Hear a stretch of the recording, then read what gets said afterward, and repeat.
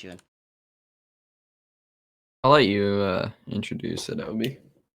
Yeah, no problem. Welcome to the Ecopoint podcast. It's good to be back. It's 2021. We made it through 2020.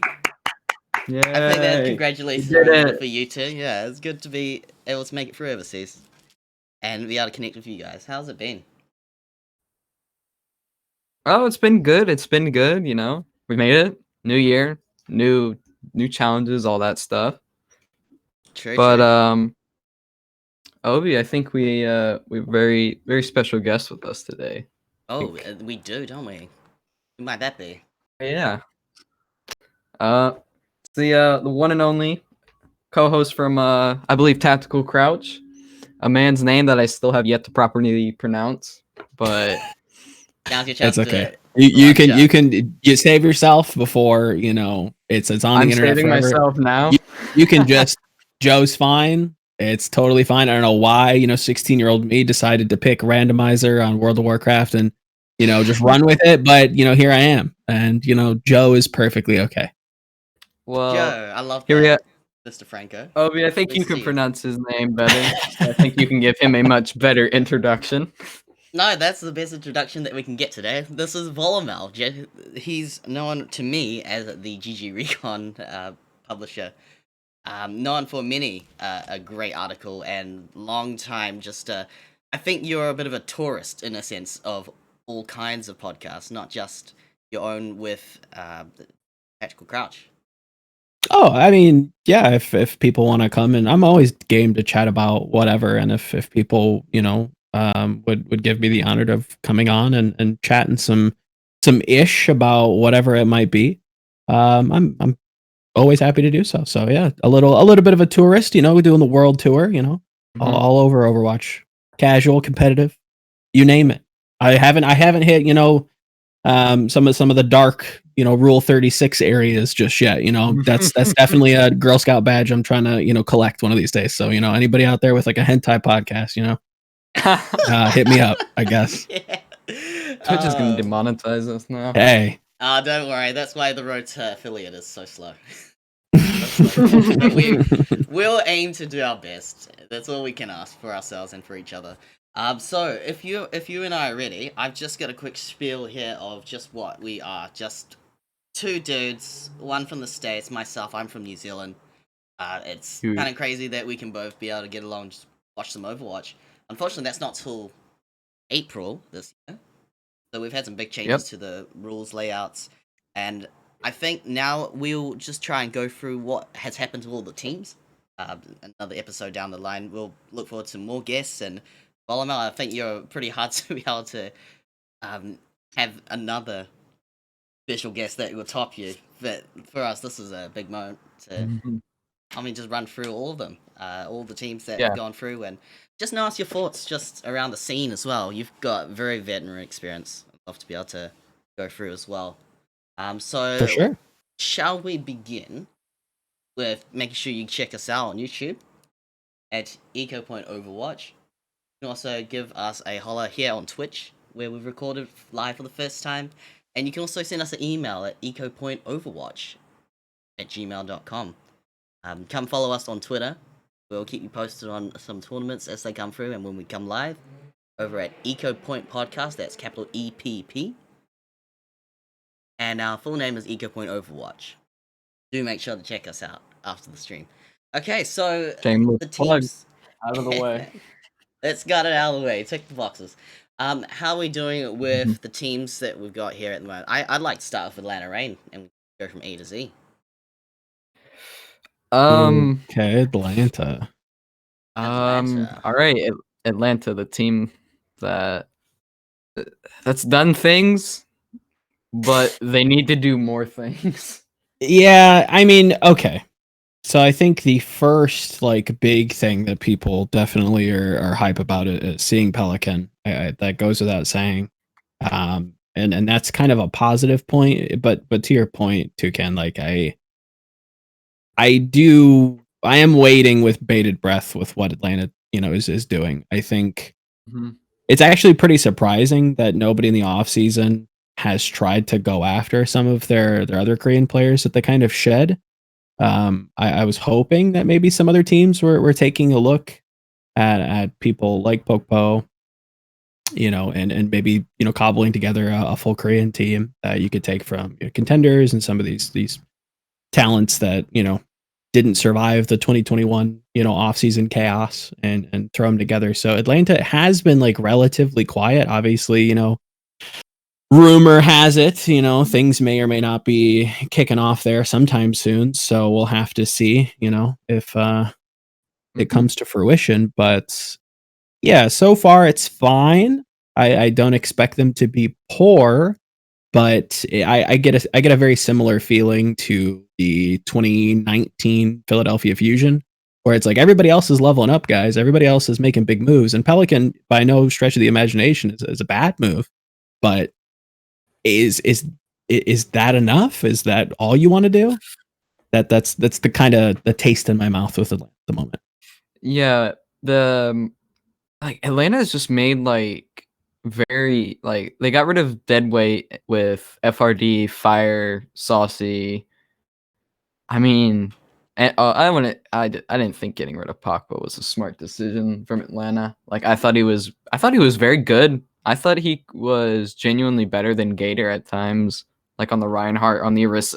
Maybe Gator is the better Orisa player, but man, it's just the thing with this team is, I think I speak for a lot of Reign fans here, that coaching needs to change. It has not changed in 2 years.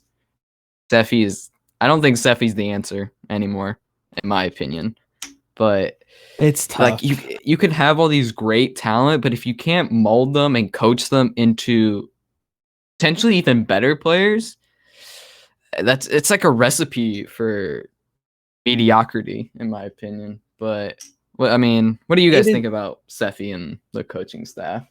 I've always given Seffi a lot of credit in terms of building, at least initial building, but in terms of execution, I do have to kind of, push back a little against that, where it's yeah, you might have an eye for talent, you might have an eye for building a solid team, at least on paper. Obviously going back to I can't hear Vol. Oh, what happened? Should I?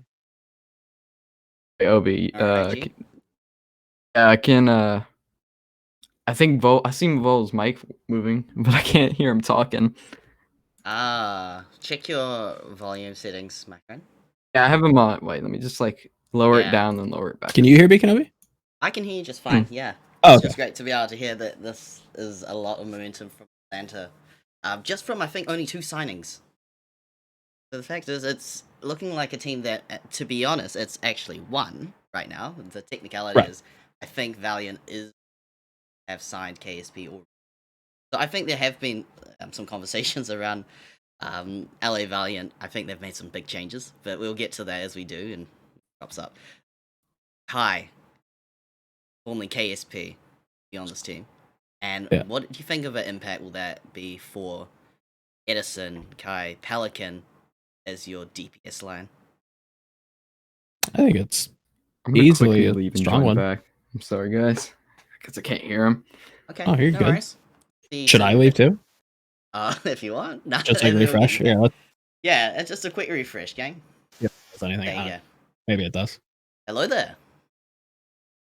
Got the obligatory hello there from past episodes, so I'm glad I can look it back. There we go. Now I can hear us now. Good. Yeah, fixed. All is well now. Saved. You got it. Thank you so much for doing that. There we go. All right, Atlanta. DPS line. I think it's good. But in terms of to kind of bridge the 2 topics together, though, I don't know how much you caught Toucan, but I was kind of giving Seffi a bit of praise in terms of building out the systems that he's created, looking at what he did with San Francisco in the beginning, getting Super, getting Sinatra, banking on them. It didn't necessarily pay out all that well, but obviously set them up for success in the future. And I think they have a good group of players. So again, it feels like that system's intact, or at least that eye for talent is there. But I agree that the results aren't tracking. The results are just not coming from this foundation. So the foundation's there.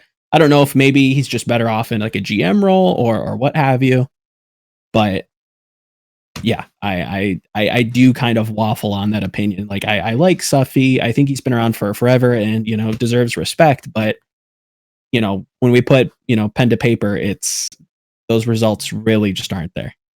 Yeah, like as a Shock fan, Sephi definitely set us up for success, and I tip my hat off to him.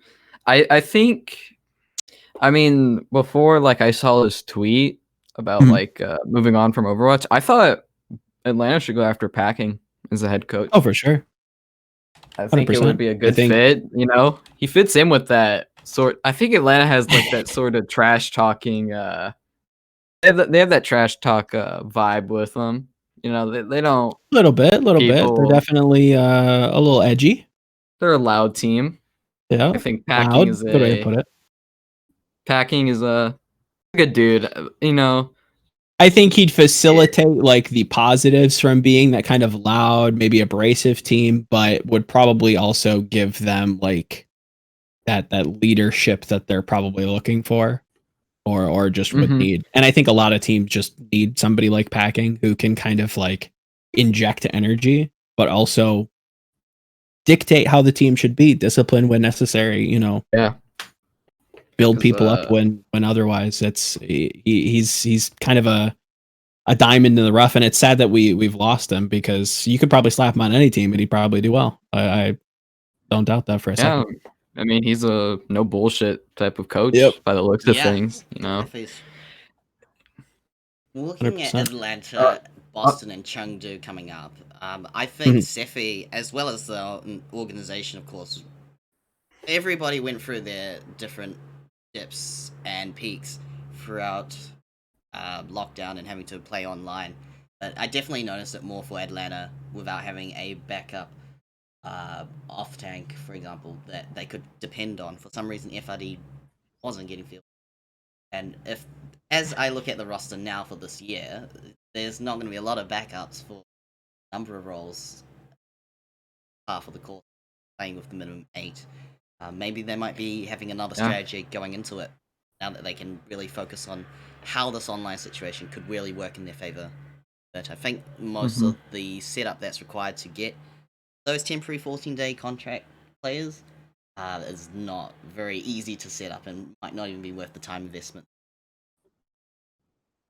Yeah, I think another thing that probably affected Atlanta, I think they were one of the teams that took the online and COVID situation pretty hard. Oh, yeah. Probably took it harder. And I mean, probably every team took it hard, but they're one of the teams you looked at and you're like, man, I mean, what Dogman said about Erster, like Erster didn't even like play Overwatch. Yeah, I mean, it makes sense. Marco moment, right? Just dropped off from most of the competition and during the regular. I just think they need to sign some backups. I think Rain on the Atlanta Rain would make a lot of sense because I think Rain is Rain is one of the most underrated main supports. Sure, but we all know Atlanta are spenders. They're not afraid to. I don't know. These days with COVID, I don't think teams. If there's ever been a time to not be spenders, it'd be now. So I do expect Atlanta to do something maybe a little bit creative, especially when it comes to those 14-day contracts or signing people. Maybe like early mid-season to kind of bring in and say like, oh, this is where we have a deficit. This is where we're lacking players. This is where we can kind of fill in now that we see the landscape a little bit better. They always seem to impress. Sephi does it again to his credit. He does kind of have a foresight to him. Speaking to him, coming into the 2020 season, they had some pretty interesting plans for travel and what they were planning on doing. It was really interesting to hear. Obviously, those plans never came to fruition because the world, became a living chastity belt. But it is what it is, I guess. So I expect something to happen from this team that might be a little, maybe not cutting edge, but creative, let's say. Yeah, I think to kind of wrap things up on Atlanta this season, if they do sign Kai, they'll have Edison and Kai for a double hit skin, and then they'll have like Kai, Pelican, Edison, Pelican. I just maybe they have a year under their belts. They're more used to the situation. This team could be good, or they're just going to be gatekeepers like they were last year. They'll be like that. This team can beat all the ones that they're supposed to beat, but they can never beat the ones that are above them. That's my thoughts for Atlanta. Yeah, I feel it. Too. Boston Uprising. How is this team going? I am 37's back. I think we talked about that from last episode, and Stand 1 as well, joining from Shanghai Dragons. But I think the biggest hole in the floor is their main support. And soon, Paris Eternal. He continues to ride the high, and I think it could be his last stand. They are to continue carrying. I'll be so sad. I mean, I'm not like a gigantic Soon fan, but like it'll be so sad to see somebody that old just like retire one day, and it's probably inevitable. Like it's life, but dang, it's crazy. It's crazy just to see him on the Boston Uprising. He's been playing for 5 years now. Yeah. Competitive Overwatch. He's been playing since beta. Him and Linkser, I believe, are the two oldest active competitive Overwatch players. Probably. That does checks out. This team, I mean, I'm going to be honest. I think this is probably Boston's best team that they've had since forever. Wow. Yeah. Okay, maybe what do you mean by team? Maybe not season 1. Okay, that's fair. That's fair then. When they won like the stage title and all that. I think this team, now these are rumors. We don't know if they turn out to be true. I believe they are rumored to sign Unique, Valentine. I don't know. I think that would honestly be quite perfect. I would definitely bump them up for sure if that comes to fruition. Obviously, if memory serves me, have some pre-existing, synergy with their head coach, who I believe is Laurie at this point. Yeah. Yeah, this does feel like a redemption year for Boston. It feels like they're finally like kind of making a stand. Obviously, losing Jerry, as much as I kind of temper expectations with him, especially just because I feel like his like social stocks are like through the roof, because like no matter what Boston did, like the broadcast would always just be like, oh my god, Jerry's like so good at this game, guys. Like, yeah, Myunbong, like, canceling EMPs and like fragging out of his mind. Like, yeah, that's fine. But like Jerry has really pinchable cheeks. Like he's just really cute and you just want to like squeeze him. And obviously that's not what happened or what was said. But, Jerry got a lot of love and I think he's a great player. But yeah, I don't think that enough of Boston's other good parts got a lot of love. And I think it was definitely deserved. So somebody like Soon, if you were to break down just like the DPS lineup, I think it's fine. Adding on top of that with, another Korean stud, I think that'd be great too.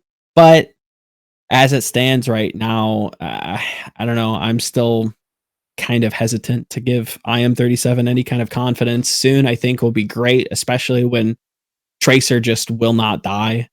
No matter what you do to her, she always just kind of pops back up throughout a season, and you just have to have that card up your sleeve and say, hey, do you have a good Tracer specialist? And Boston just go, hey, we have Soon. There you go.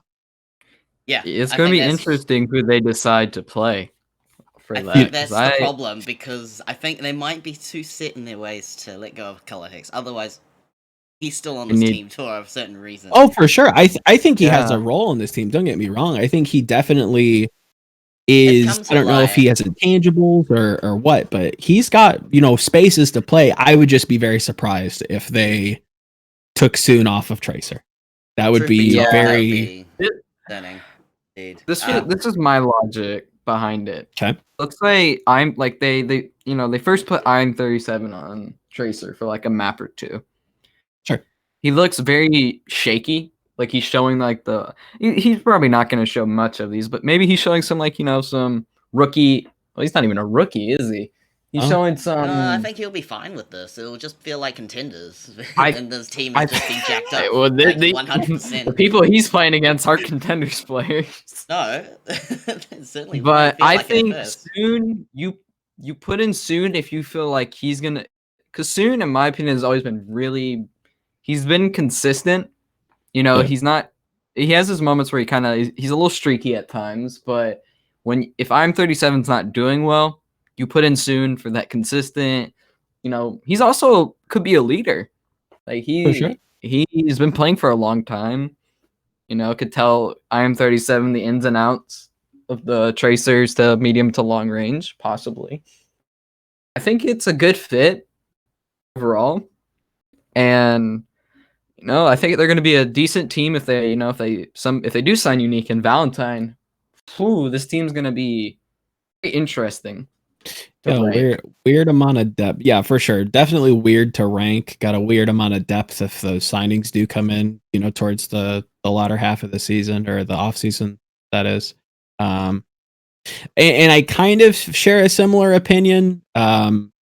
But mine's a little bit different when it comes to like who would be starting. I can definitely see maybe soon sitting out if there are maps that it isn't just Tracer, where IM37 needs to play again. Spitball in here, you know, you need to bot from Reaper to Widow to Ashe to Tracer to Sombra, you know, having that more wider pool, but still can play a decent Tracer, serviceable, and then putting soon in for control maps that's just Tracer. You know, we don't have any plans on swapping off of her, so soon get in there and go ham. Yeah, and we're starting to see that, I think, a little bit more, especially if it's a double hit scan meta. Yeah, like those two will. I think those two will play. Invest in your stunts. Oh, God, 37 no. soon is the right play, but I'm not watching color. A base that is requiring color hex to be their star DPS. Sure, Echo is amazing for him right now. He's been chasing ladder with it, and I'm hearing he's having great success. If you're going to be trying to grind for number 1 so often, and your most played hero is Echo, I think you've got a lot that some of the other teams don't have under their belt, which is that flexibility. And then now we're just deciding, I'm going to refine this. And surprisingly, the one hero that I can specialize on this year happens to be demanding of knowing so much information or so many different ways to play 3 different classes across 32 heroes, not stuff. That's kind of a tremendous thing to be able to get going, because who else was also a good Echo player when she came out last year? Shockwave. Yeah, 2 or 3 people that came to mind. Yeah. Shockwave. And Zik. Dante. Yeah, Zik for sure. Dante was good. I think I missed out on Zik. Well, at least a lot of Toronto Defiant. I'm probably not the one. Probably not the only one who thinks this. I just don't think Hex is that good to compete against your Yakis, your Fledas of the world. I just don't think I just think Valentine would be perfect, because Valentine has shown that he's a very good flex DPS. And there's got to be a Hex reason to keep him around. Probably leadership. Hex is, and I think that I think he can compete. I don't know if he can necessarily like topple anybody. Again, like every time I feel like the season kicks off, I get like 2 different massively like polar opposite narratives on like what color hex was like signed to be from like fans, where it's just like, oh well, he started as like a hit scanner, like, well no, his best role is his projectile. I'm like, I don't see either of these, but like, as weird as it is for me to trust in Boston's coaching staff, because historically it has been pretty poop, but this season, again, you know, Minerals moved up, Broy's on the team now, again, somebody who I'd trust building and kind of signing a roster. Granted, he was a little late, but I think he'd probably give like some harsh criticism if he didn't think things were working. And Laurie, again, having some success in contenders, like I gotta at least give him the benefit of the doubt and say, like, again, yeah, like you're saying, maybe it's the leadership. Maybe he's a locker room leader. And I mean, we've seen what Sabiolby can do. Obviously, his performances on Seoul recently haven't been as great, but maybe there's something there holding out hope for him, because again, I think he is good for the league. I think he's good, you know, great personality to have. But yeah, the performances have just again, not lived up to expectations, not at all. You know who we have not given? We have not given any love to the tank players. Fusion, One Punk. Stain one.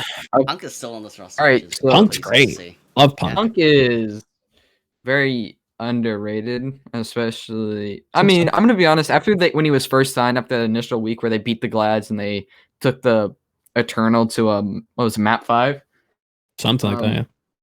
I think Punk, like, that kind of spark left a little bit, and they just looked like Boston after that. I think Punk under Laurie, I think he'll turn into a very good off tank. Very, very flexible as well off tank. Oh, for sure. I thought his good Hog, yeah. good Sigma.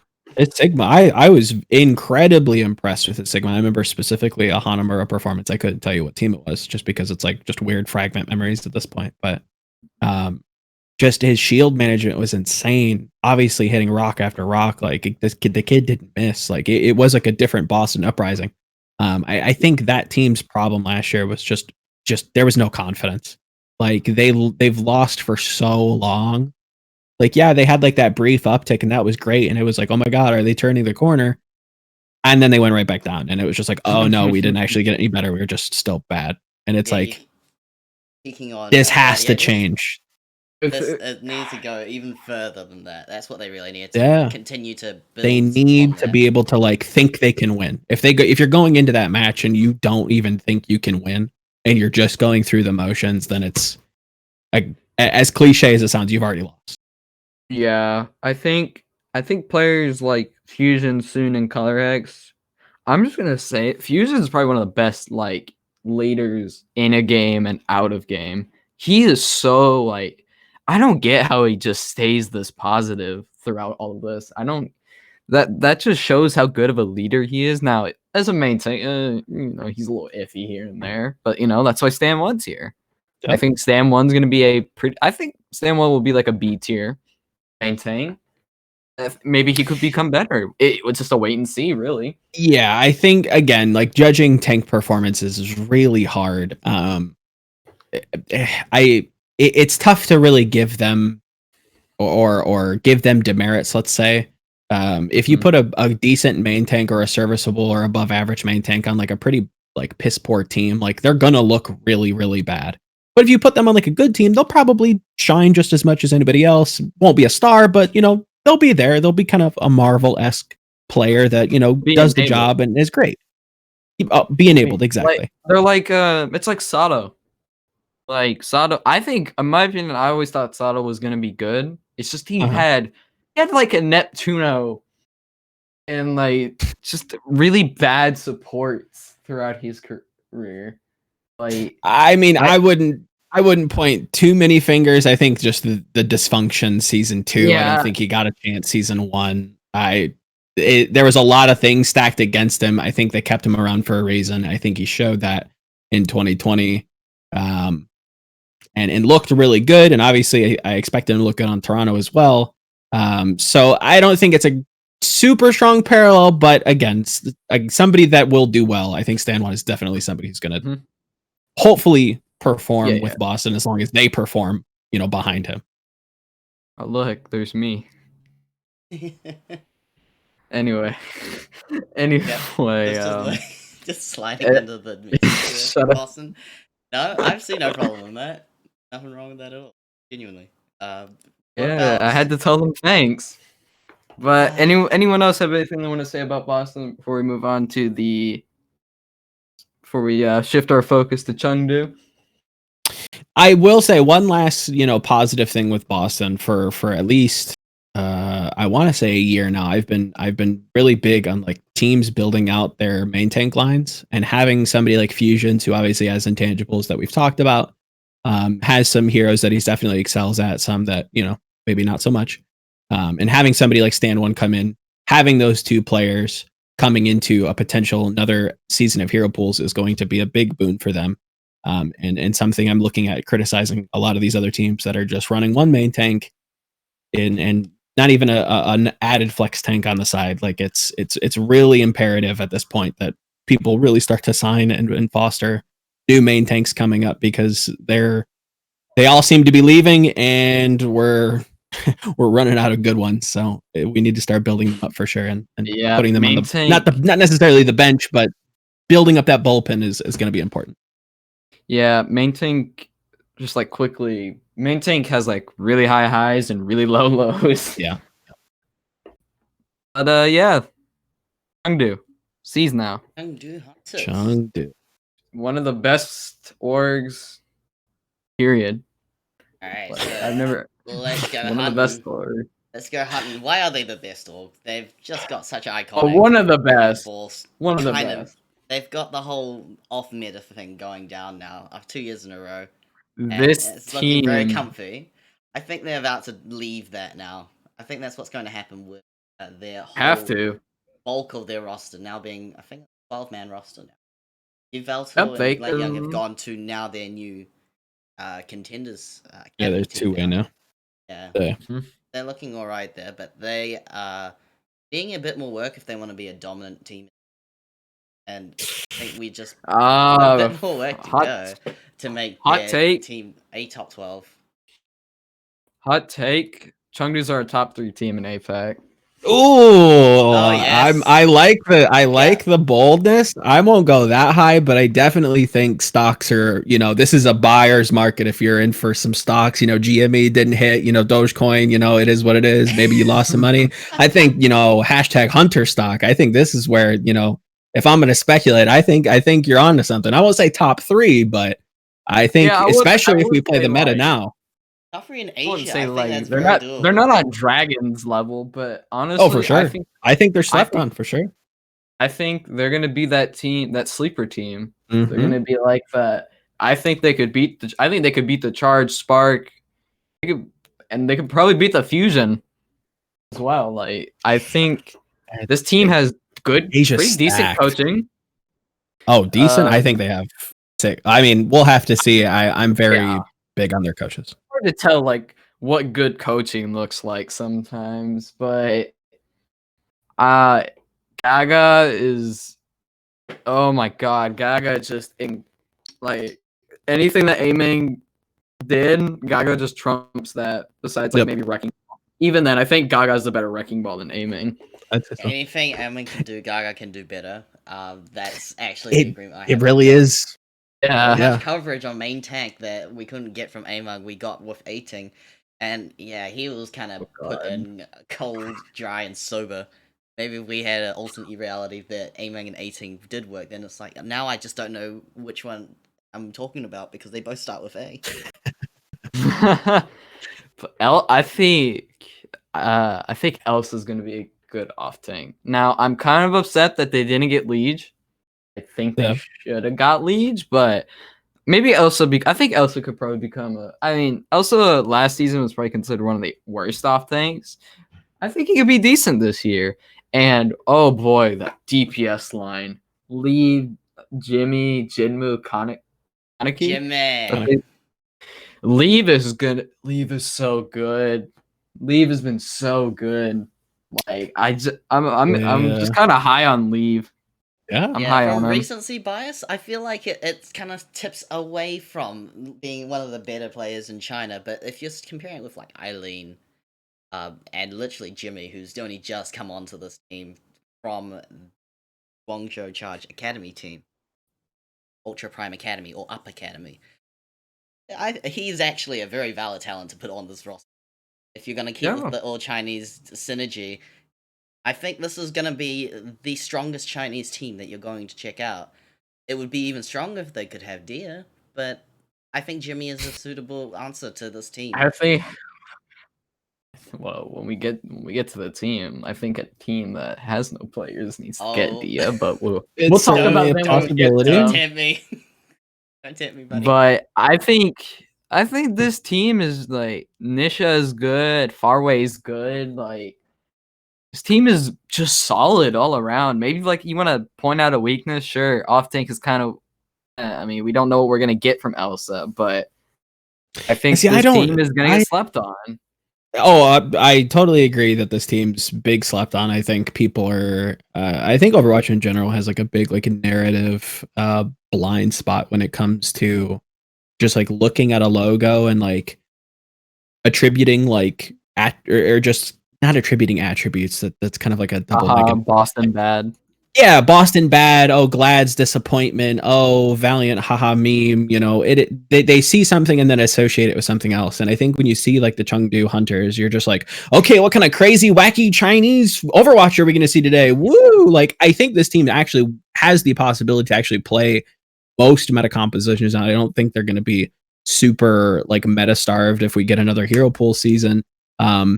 I think Elsa's fine. Sure, he might have had a bad season last season. He definitely didn't like stick out by any means, at least in my judgment. But historically, I've always thought he was actually a pretty solid, if not like above average, Chinese flex tank, which kind of says something because this is a region that really doesn't export many good like main tank players. Yes, Gusha, like there's some standouts, but like there's a whole like there's 60 other players behind them that you like nobody knows of, and there's probably a good reason for it. And it's like, this is like a great, shouldn't throw around the word great, but again, this is a good example of, I think, a team that's built well, has a lot of depth, has a lot of very usable pieces. Again, I think Leave kind of ramped up throughout 2020, and hopefully he'll be hitting his stride in 2021. So yeah, big slept on by Hunter stocks. I think they're really only going up. Yeah. Honestly, on this road to becoming the superstar Chinese team, the real representative of China amongst Guangzhou. Also, shout out their contenders team. I think their contenders team's big stacked as well. I can tell you right now, Aprita and Monk are like big stars, big up and comers, and obviously putting like a Vettel, like. Not only do they have like a great like main roster, but they have that secondary roster to kind of maybe dabble with, mid-season if they need somebody, somebody needs a break, somebody needs to go to two-way. You have a I won't say equally as good, but you have a great contenders team to be able to kind of pick and choose from and maybe foster talent with. I think, to your point, wrapping this whole thing up or circling back to what you guys are saying, I think this team's doing it right. Out of most teams, I think Hunters are have some foresight to them. They do. They've got a path to spending money and also picking on the good path. A very good path, right? So good diversifying the portfolio that's there. So For you sure. had Jimmy from Up Academy, Gaga, was it Faraway, and who else is missing? I feel like is someone missing from this? From Team CC? Nishi used to be called Illusion, wasn't it? Oh yeah. Yeah, so these names still don't stick to me, but most of them seem relatively the same. 1987 was just 1987. Now we get Far Away. Right. That's gonna be fun. This offseason, just wrap up my point. This offseason for Chengdu's been like an A plus. Like they're making that scouting is beautiful. Now, if they would have got Lee's, I think this team would have just said, "We're basically just Team CC, but with a few." with aiming and Jinmu. Yeah. This is the team that you cannot give your hopes up. You can't. They're not the same. You can't be like haha. Ball. Jinmu, lol. Hold on, I'm just gonna switch to Genji in overtime. Oh yo, I got my blade. Doesn't end up using it. He switches it. Some of the memories that you'll have, we'll see even more of it with Jinmu. So I like to reckon that they'll start with the CC based roster once they're comfy with moving away from what they've normally it's usually been pretty chaotic us to try and get Mayhem or a coaching role that really has worked to be better in the short term but didn't stick. I think they only had him for like one tournament standard. Oh, it wasn't even standard, it was going to be their new head. Now they've come back to Brewery. And that might be the better decision. Yeah, I'm glad that they're who's their head coach again? I know who he is. This season. Yeah, it's Ray, and then Creed is their assistant. I'm glad. Wasn't he took a break for a little bit? Yeah, he's had nagging. I think it's like a neck or a pinched nerve injury. I'm not entirely sure what exactly it is, but like he's been in and out of Overwatch for a long time, and somebody who I respect. So yeah, somebody I think who, if we do get a hero pool meta, I think that's the big two moves that I think Hunters like. That's what I would put as their A+ moves.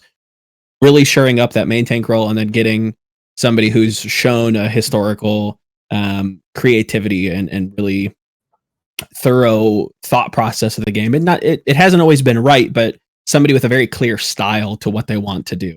I think that's imperative and just worth its weight in gold.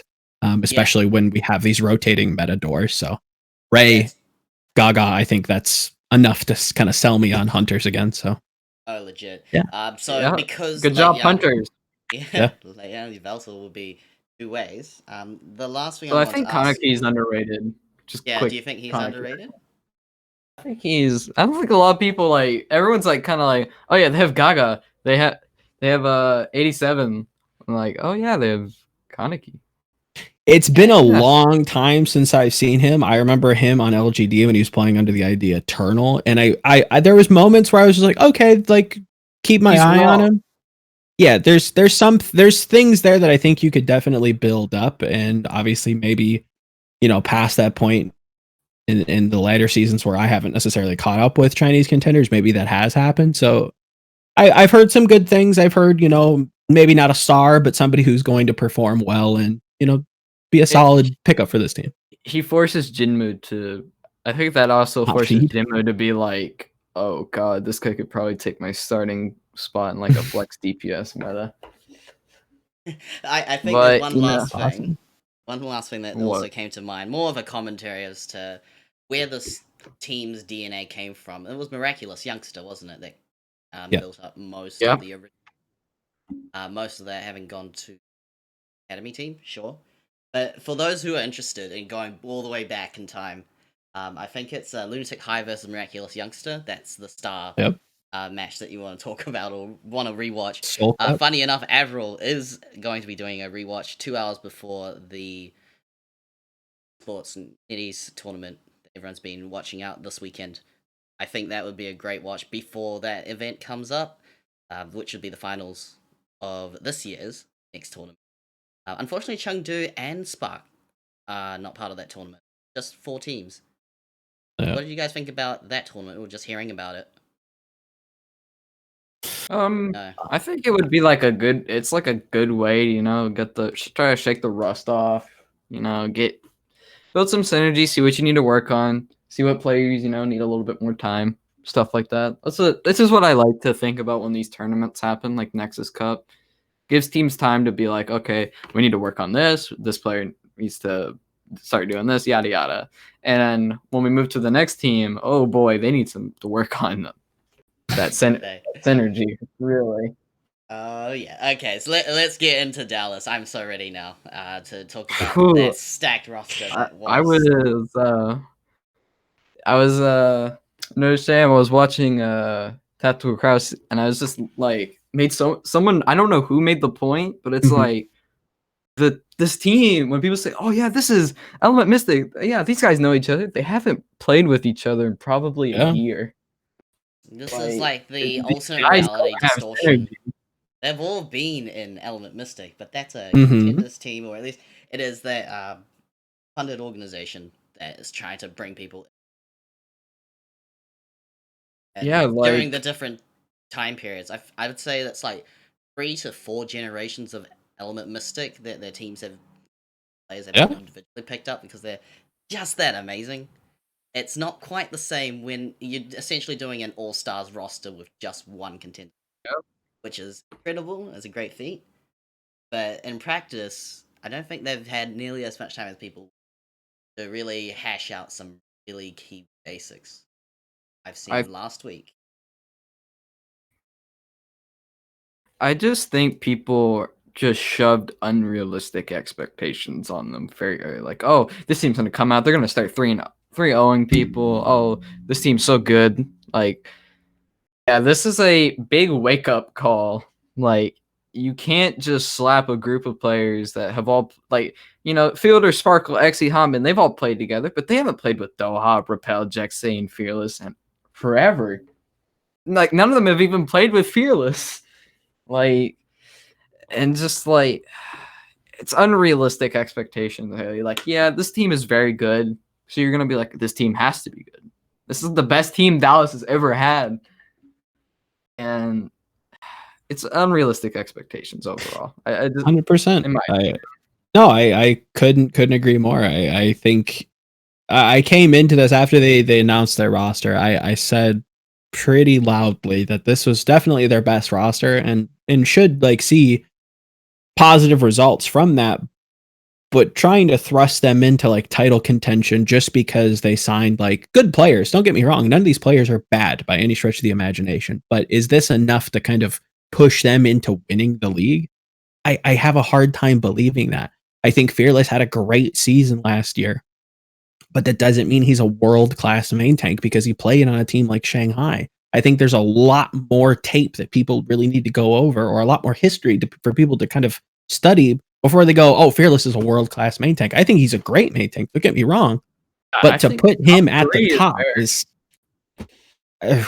even like... I would put, personally, not biased, I would put Smurf Sure. over Fearless because, but I think Fearless is good. But I think you could say that with like, when it comes to any sport, a player's obviously gonna look very good if they're on a good team. Yep. Like, I am, is like, what do people think of Lee Jae Gong? Like, he looked good throughout the season, but when they started playing like the really, really good teams in the playoffs, he kind of looked like a feeder a little bit. I mean, but another glaring weakness is, oh my god, I can't watching Sparkle is just making me really mad. It makes me mad when I watch he Sparkle. Can deliver better, right? He can deliver better results like he did with Xe. And now that he's off Doha, the synergy is different. No Tracer player. Yeah. Like these, like Xe, you would think, oh, Xe's the hit scam player. You should be like, oh yes, he goes burr, things die. Xe's not that good at Tracer. Why do you think Soon was playing Tracer for Eternal? It's like, god, did Xe play like only like what one map is Kree? It was like Volskaya. I didn't get to watch the other ones last night because I was like, I was very tired. Last night I haven't sifted through all of them, but they definitely played a lot on Volskaya. They rotated towards it on King's Row as well. Yeah. Within Next. So definitely something in their wheelhouse. But these last few this most recent match, they've definitely tried, it feels like, to get away from it and really kind of force the Tracer Sombra. Which feels a little bit more in their wheelhouse. It feels, again, I think the big thing with Dallas is they're probably not late to practice, but they're probably on the latter end of teams coming back into actually like getting into practice. I don't think they were necessarily super prepared for this, not the meta, but just getting back into the swing of things where other teams have probably been practicing beforehand. It felt very apparent that like this team was not practiced at all.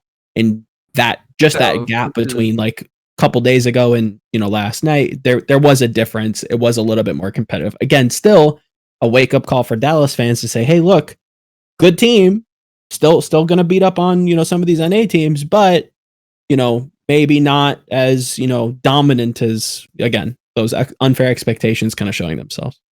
Yeah, this is like another take that I've had people criticize me about. I think Rush is a very weird coach. I think he makes very interesting lineup rotations. And interesting I started to. What do you mean? I noticed. Okay, so back in Grand Finals playoffs, where they were playing against who they're playing, they were playing against Atlanta. Like, I don't get why they. I don't get why they didn't decide to put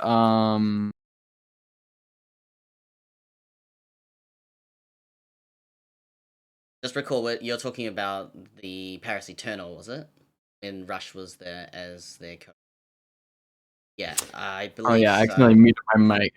Oh, scuffed me. But it's like when they had, what was that? It was Sombra Ash, I believe. It's been my memory's a little fuzzy from, but it was that Zarya Hog meta. Okay. I don't get why he didn't just decide to play Soon and Xe together, and he tried to force Sparkle onto Sombra. He forced it the whole match, and he never switched him off it. Soon, in my opinion, is the better Sombra player. Yeah, if we're going back 100%. Yeah, I think the difficulty with decisions like that in hindsight is that there are a lot of instances throughout just Overwatch history where that happens, and it's just like, oh, well, if you weren't going to swap, then why would you play this person when you have this person who's just like, again, head and shoulders better, or just from our eye test seems better.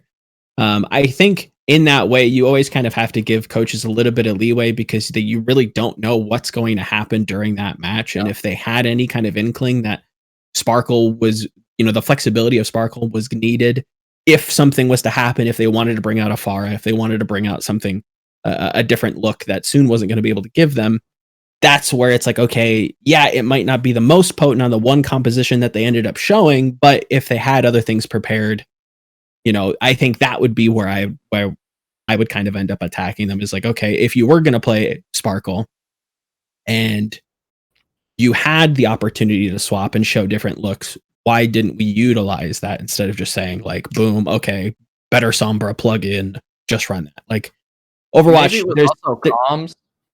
could possibly. be again, like there's a lot of things that go into this, and I tend not to try and harp on coaches when it comes to lineups because there's a lot of moving pieces that we really don't get to see. So it's I think Rush historically has been fine. Yeah. I think he gets way more credit. Well, I think he gets a lot of credit for Paris, where I think it's starting to slowly come out that 9K was kind of in there doing a lot and really coaching that team quite heavily. So I think again that needs to be divvied up a little bit more. But again, had a very successful career with Element Mystic, did very well there, worked with these players, knows what he's talking, knows how to talk to these players, which is great. But that's the problem. Yeah, I think. I'm not gonna sit here and say Rush is like a bottom coach. He doesn't know what he's doing. Yeah. Sometimes like even through his Element Mystic career, like when he played I'm gonna be really upset that I don't remember who these. It was Alpha. Who's the other main thing? Alpha Yi. It's just I remember it was. This is a very long time ago now. He just kept swapping these two in and out, and they just kept playing Ryan. All they did was just keep swapping Alpha wherever the other main tank was. I'm like, oh yeah. Was it Takoyaki? I don't know the names, but I get something here. I'm like, do you not know which one you want playing Reinhardt? Oh, it's I think it was the fluid roster mentality that was trying to leech into a couple of teams that could do it.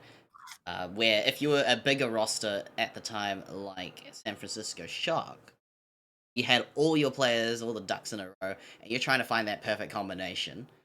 It's even better if you just go, well, no, we don't even need the perfect combination. We just switch out Moth, and we can do all kinds of crazy things to try and not stabilize the roster, make it look chaotic as possible. Seoul, with as many players as they had back in Goat's era, and with Fissure and Marvel 1, I think good times. The biggest like culprit of people who I believe genuinely are doing something similar to this is probably Moon on Shanghai. But I think there are a lot of like good intention bricks that are paving the way to like a very questionable decision. Like I agree, on paper it looks very weird, but again, two big things are kind of glossed over when we talk about stuff like this. Is that like we're looking at a contenders team, so we need to be able to show off the talent that we have on our roster, and B, it is a little thicker of a roster. We got some bench players. So to kind of keep them bought into the system, to keep their morale up, at least we got to give them some sort of playtime. So while on paper, it just be like, oh, why is Alpha playing? And then why is, Takoyaki, or why is Popo playing? Why is this wishy-washy? You kind of have to, it's another one of those moving parts that like, okay, if it's contenders, maybe it's different in Owl. Even in Owl, if you have that big roster, they have to be a part of that roster in some sense. So if it's against a weaker team, maybe you have a rotating main tank. Not something I'm super big on, but if that's going to keep them a little bit more positive, a little bit more bought in, then maybe that's a sacrifice or a choice that these coaches have to make. I really try to defend them and try to fight on their behalf on that, because it's tough. We want the teams to have a lot of flexibility. We want them to have a bench, and then we never want them to kind of like rotate out or change the roster. So it is kind of a give and take. Yeah, it's unforgiving when you make changes like that. I may have teams that I dislike. Like, I've never been a fan of Dallas, but I don't like seeing them bad. Oh, for sure. Yeah, it does nobody any good, right? Like, no one wants. Like, sure, you could be like, you could hate on Vancouver's org, but do you really want to see like that team just do nothing? Yeah, no, it nobody wants more bad Overwatch. I think that's the That's the competitive Overwatch. Yep. We don't need another, Florida Mayhem of 2018. We don't need any more bad teams. We need competitive weeks that we can sell to these fans, build up and have, a real competition at the end of the month and say, look, like this is the best team. Isn't that sick? Boom. We don't want more bye weeks. So I think there's just I think I might want to try to close this one in on one particular topic as well. The Dallas Fuel versus Seoul Dynasty rivalry. At this point, it feels artificial because these two teams are like so far apart from each other and playing in different regions, which we haven't mentioned. East is now 18, including LA Valiant and Philadelphia Fusion. West pretty much look the same, but now London Spitfire with a whole European roster coming in, and there is the one other team just on the cusp of forgetting. Paris? Just skimming through. Yeah, no, Paris was in NA. But yeah, just this 12 group team. I've got a bookmark here. Dallas, LA, Shark, Titans, Defiant, New York. That's the one. I forgot. New York has come back, the baby. New York come back. Yeah. Wait, they came back to NA? 2, 4, I'm pretty 6. sure they're Asia, right? No, they're in Asia. They are in East, yeah. The East and West teams, so I think I must have missed that. It does sound like it'd be NYXL top 5 team. It'd be disingenuous to say that Philadelphia's on the East, and I've still got my bookmarks not cluttered up. Yeah, that sounds all right. fine. My closing thoughts on Dallas is give them time. Give them time. Give them. They're like fresh. They're like little baby ducks. They don't know how to walk yet, but you pray to God if they're not baby ducks for the rest of the season. I don't think they will be. I think they'll definitely. I think by April they'll be good. I think if they can find if they can just figure out who would be playing Tracer, if they can find a way to just make it work without a Tracer, I think they'll be golden. But moving on to a team that's made very, very subtle moves, but very interesting moves. The Mayhem. They got OG, Slime, Checkmate as their new additions. Yeah, I think honestly, looks great. It did good. Again, I think kind of a sleep. It feels weird saying a sleeper team, but I really don't see a lot of people talking about Mayhem as like a good team. I think maybe it was even a weird take, mentioning this before. Like, I think Florida's better than Dallas, and I've kind of felt that way since. I could see that. Yeah, I think Florida's just like kind of head and shoulders better than Dallas, and it's their coaching not close. He's better than Rush. I mean, it's just something. I mean, definitely with the. It's something with Florida's culture that just rejuvenates players. Okay, not in the beginning. We don't talk about those first 2 years, but no, I knew to talk about those first 2 years. That's gonna be my. Oh, we know. No. Those were dark times. We don't talk about that. But we're not good. Slime is just. Slime's great. Slime just like kind of got like, oh yeah. Who's this Slime kid? Oh, he played in GOATs. He was like a top 5 MVP candidate. Oh, what's that? We never saw him in the finals at all. No, did we? Yeah. Yeah, but Toby was in there. Yeah. So this is hopefully some more time for him that he can flesh out season. What we've been sorely robbed of because of what happened in Vancouver last year. Implosion number 2, we're going to talk about still very close to something that's a bit suspicious here. But Florida and Dallas share the same problem. They share the same problem coming into this year, that they set out to be the very thing that they plan to destroy. If we're talking about a European Florida Mayhem team back at the beginning, and then mixed roster team that didn't work out, that just bin it all, and last year we got our all-Korean roster that was convincing enough. Yeah. You would definitely put them in top 4 contention in NA. Would you be able to do that again? Yeah, I think they're my number 3 team. I think they're going to be better than Dallas. I think they're going to be better than Washington. I think they'd just be below middle, in my opinion. You think Florida's below middle? With OG they're the gatekeepers, I think. They were gatekeepers to me. Season 3. No, the gatekeepers last season were Atlanta. Yeah, Yeah. Those are the and true yeah, I people. could say that they were definitely gatekeepers, Atlanta. Florida, I think, is the new gatekeepers because of the new talent that's in here. So do you It's just think pretty stacked. what's Enough that your gatekeeper? Like what rank is your gatekeeper? Like 6? yeah, Where would you like it would be 6. It would be right in the Oh, middle. So they would be riding at that peak. It's like if you can you are not high on this team, aren't if you? you can break OGE to pieces, and if Gangnam Gym and Slime are the only redeeming qualities that, for me, Checkmate's a bit of an unknown. I think they're from Oz Gaming. Oh yeah, that's a bird. Like I'm The Oz gonna Gaming have to signings have throw my hands very up there as well. sporadic. I don't have a I need to learn clue. more about Checkmate. Yeah, Yeah, it's because constantly forget he's on the roster. yeah, I mean, good on Albert, yeah, and the little tease he had on the whiteboard when they had the Valiant Winter Ball. For Mhm. playing against Atlanta, and the Pelican was featured in that.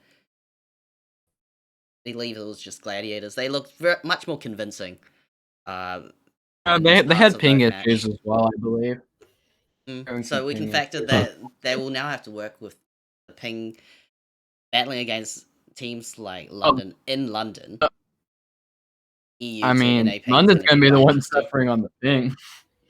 Which I mean, when we get to that, I think it's a really shitty situation that they have to go through that. But Yeah, well, not I mean, so. this You team, mean I think shitty for London? Cookie's gonna shove some new life into OG. I think Cookie is the coach OG has needed in his career. Arrow wasn't cutting it. Deepay, I've never been high on Deepay. Cookie is the coach and Gargle is the tank that OG's needed in his life. BQB Yaki, probably one of the most underrated. Like you don't really no one talks about BQB and Yaki. Like, and then when you mention their names, like, oh yeah, BQB and Yaki are so good. Yeah, They're so good. they're definitely up there. Gundam Jin's one of the most bloodthirsty support players, and Slime is consistency when he gets to play. This team is going to be very good, and I don't see them as gatekeepers. No, What about you, Vol? I think they're easily monthly title contenders. I obviously Shock is the go-to, but even then, I do sympathize with the narrative that maybe it's time for Shock to kind of they're going through another kind of roster turmoil. Players retiring, dropping. How well can Krusty facilitate such a big roster? Obviously, some of the best in the world still remain on that roster, so you can't not remove them from the throne. But I think that gap is as close as it has been in a long time. So I definitely think Florida is grabbing the coattails. Being harmed by the Yeah. success, honestly, when you compare the Shock with anyone think- else. I That might be think where it's the kind of down like I think there's between 1, 2, and 3. I think there's a slight cutoff. Like my top 3 teams are Shock, Gladiators, and Florida. Okay. I could honestly see Glads being better. I could see the Glads being worse than Florida. I could see Florida being better than the Glads. It's just, I think the make or break player for this team is OG. Yeah, he is the make or break. He is very we much. all know what Gargoyle, BQB, Yaki, Slime, and Gundam Jin can do. But what can OG now do? He has everything he could ask for at this point. Yeah. So his pool is fantastic, so you wouldn't need another main tank. The only problem being the dependence on OG to, on many criteria, play well, or at least try to see where you can get peak OGE in this roster, and whether or not you have enough faith in the coaching to really click with just OGE. I want to see some more BQB and Yaki, for sure. I don't think there's any problem with this roster actually on the surface that I can't see them going all the way to the top because there seemed to be some kind of melee drop that I don't know if they can fix with this until I see something really during the regular season. I do agree that after the main melee, they looked a little they looked more up, but they had their downs. I think they But definitely peaked during the May Melee. I think they were definitely early to the Tracer Ash meta and running that. So I think not only were they ahead, but it was a meta that they kind of excel at. Obviously, having Yaki and somebody like BQB, form extremely well. So like it was kind of a stars aligned thing. But again, I still think at least a top 5 team. I think Washington is definitely in the mix and that kind of top spot area. Again, maybe not necessarily directly challenging somebody like the Shock, but within that top 5, just like how we had last season, where it was Florida and maybe Valiant coming in and battling that top 5 seed is going to be a tough and very, very tight race this season. There's quite a few teams that at least have arguments. yeah. And I think that's all I have to say about the Florida. I think they're gonna be good. Yep. I think it just depends on how OG and Slime decide to perform this season. For sure. I think this is basically OG's like the decider year. Like we've seen promise from him before, but every roster that he's been on really has been kind of disappointing, if I'm going to be kind of blunt. So if this doesn't work out, then I really start to question, like, you keep bopping around. Even this roster doesn't necessarily work out. Again, hypothetically speaking, I'd be pretty disappointed in that. I don't think that will be happening, but I think that's a storyline to kind of follow. Yeah, for sure. Next, we have Obi's favorite team, Guangzhou Charge. the Charge. Charge, Yeah. okay. Charge updates, of course, along with Dallas and I think with Seoul in particular, have really stood out. I've gotten a lot of information over these past 2 weeks than anything that's come across throughout the holidays. Jihoon managed to sneak in there. I think he might potentially be the replacement for Rio. Yeah, Jihoon from London Spitfire. And that roster clearly had some standouts, but the last one I expected was Jihoon to be picked up. It leaves me with question marks when the main reason that people could muster is his wrecking ball, and no, I think there's no problem with that. I think, is it more of a question that has Rio needed this competition lately, that he's just not confident in his wrecking ball, they don't actually see his performance up there, and they just need someone to see if they can. I think Rio's just solid, but he's not a playmaker. He makes Rio doesn't make a lot of mistakes, but he doesn't like stand out. He plays a very passive main tank, no matter what he's on. Like he, tries to minimize his mistakes, but he doesn't go for many plays. He just kind of plays within the system, which I think is not bad. You could be a system player, but I think Rio needs to be more. I think Jaehoon's gonna make I think Rio is just doesn't stack well against other main tanks. I think Gooshway is probably better than Rio. Gaga's better than Rio. Sure. Yeah. I think he's solid. It just doesn't stand out. It's not. Its performance is always above average for a standard main tank because he delivers on consistency, on playing passive, and then the aggressiveness is always triggered by something. And that something, I think, was carried over from back when you had the Metabellum core. That's now completely been obliterated and cut up, and I think Chara's now gone to coaching for T1 over in Contenders. I'm looking forward to that team being coached by Chara.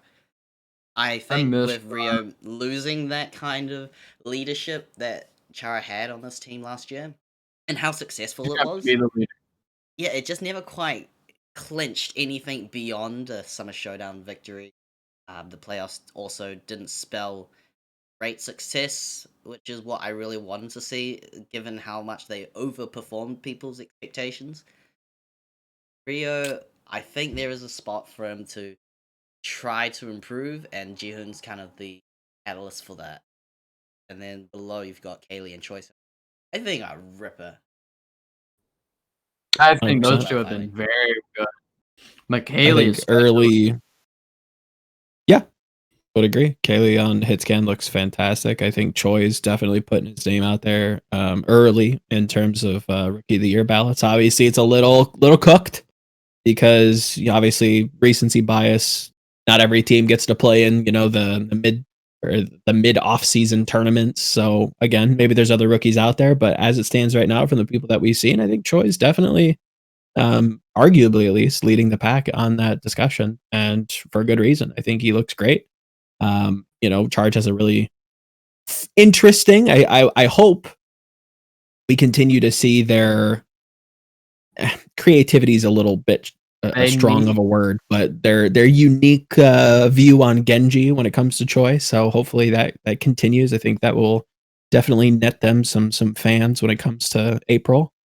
But yeah, I've been pleasantly surprised to Charge. I was not expecting a whole lot from them, and thus far I think I've been very impressed. I'm happy to say that I am eating crow when it comes to Kariv, and the rest of the team definitely big ups. So I mean, when you have Krong, God, probably best Sigma.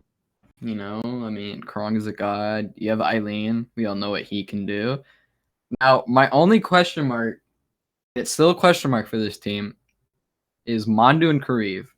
I think Kariv gets slightly overrated. I think he's always been overrated throughout his career. Now, I say this, you can be an overrated player and you can still be good. Yeah, of course. Yeah, I get it. When people are like, "Oh, Kariv's he's gonna change the way that Charge play. He's gonna be like a shoe." Kariv is like a bug under Shoe's foot. Like, I don't just. Yeah, has he been performing well? I can't believe I'm genuinely about to defend Kariv. I'm going to be honest with you. His recent performances, I've been very impressed. Again, I come from that same camp where it's just like, yo, Valiant fans, calm down. Like, he's not that great. I get you voted him Roll Star because he hit 2 sleep darts. It's not that big. Like, he's fine, but he's definitely some good sleep darts. So the efficiency he has. And then he's been like, okay, hold my sleep dart. I'm gonna see you at the Nexus. I'll see you at Next. Playing under Charge now. Again, I have a little egg on my face. I think Kariv looks great. I've been very impressed. Yeah, I've been. Yeah, same with Mondu. Like, Mondu's not jumping out at me yet. Yeah, for sure. But I think that's just a support thing, right? Like, we can say Mars is great, but Mondu, Mondo kind of half. Chengdu has that like fragging potential. I think that's like he's a very, when he gets to play Lucio, he's very aggressive. Like, but I think he knows how to control his own pace sometimes as well, which is very nice to watch. Sometimes you have players like Big Goose who don't know how to who wouldn't know passive if it slapped him across the face. Shield. Like, oh yeah. I think Mondu needs to improve his flexibility a little bit. Get better at the Mercy, get better at the Brig. And overall, I think Charge could be a decent team. Now, hot take, maybe, probably not. Chengdu is better than Charge in my opinion, but it's neither here or there. It definitely could be. This is, I think, the most competitive the APAC region has been. And hopefully there really isn't just a clear worst team. Hopefully it is just like a rotating wheelhouse of just sick teams, because again, you've got, New York going over, obviously I think there's the black sheep when it comes to teams in Asia, but that's neither here nor there. I think there's a cultural the rest of them are great. I think, it's well managed. It's very very competitive. That's why people argue it is the best or sometimes the most hectic. They can't really evaluate them 1-to-1 anymore. So imagine if the APAC teams could play with the NA teams. Oh my god, those matches would be beautiful. Yeah, I can't wait. Would they know? Like, are you jazzed? And again, half the bottom. Oh, I would feel horrible for teams like Houston, London, and Paris. Yeah, I'm not. Well, I'm glad that the good teams are playing with the good teams. Yes, exactly. That's the saving grace here. Is I'm not really here to watch the Philadelphia Fusion smurf on the Vancouver Titans. But what I am here for is to see Philly play against teams like New York, who obviously doing a little bit of surprising things. A little bit. So Asia looks great. I'm excited. Yeah, me too. I think you have things to be excited about, Obi. I think you have things to be excited about. Yeah, definitely No. ride the Great Kaylee game. high, and I can't wait to see more of it in the regular season. Some improvements No. that you can see now. It's like, well, this is still just for most people. It's the exhibition. That's what the X and E's Yeah. X tournament really stands for.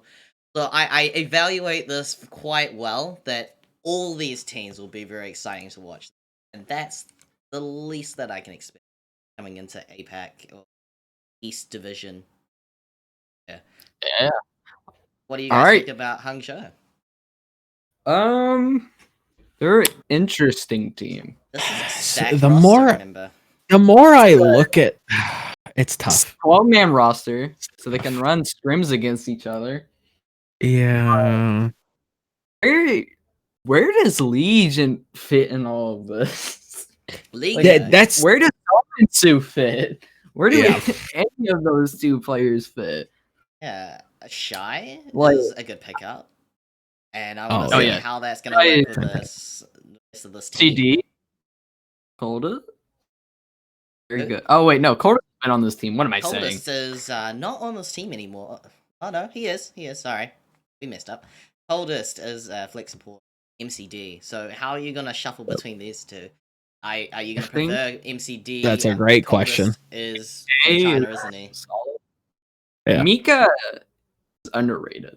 You're gonna I get a think half Mika gets Chinese roster with some gaps in the DPS. No, wait. Getting- Yeah, it'll just be like one Korean DPS, one off tank, kind of just fills It's- all Chinese Okay, roster. I'm gonna start from like the top and work my way down. Gooshroy had a down year. I think. Can we agree that Gooshroy is not like the main tank who had every like EMP? He got like single EMP'd every single time he touched the ground. Objective I don't was take down Gooshray, you take down the whole team. I think Spark in general just had like a really poop year last year. So It I was the spirit of the competitive Finished APAC third. region that they kind of suffered more than they overcame some of their challenges, especially with Architect coming on this team. And it's kind of like Dallas, you had all these Element Mystics players reuniting.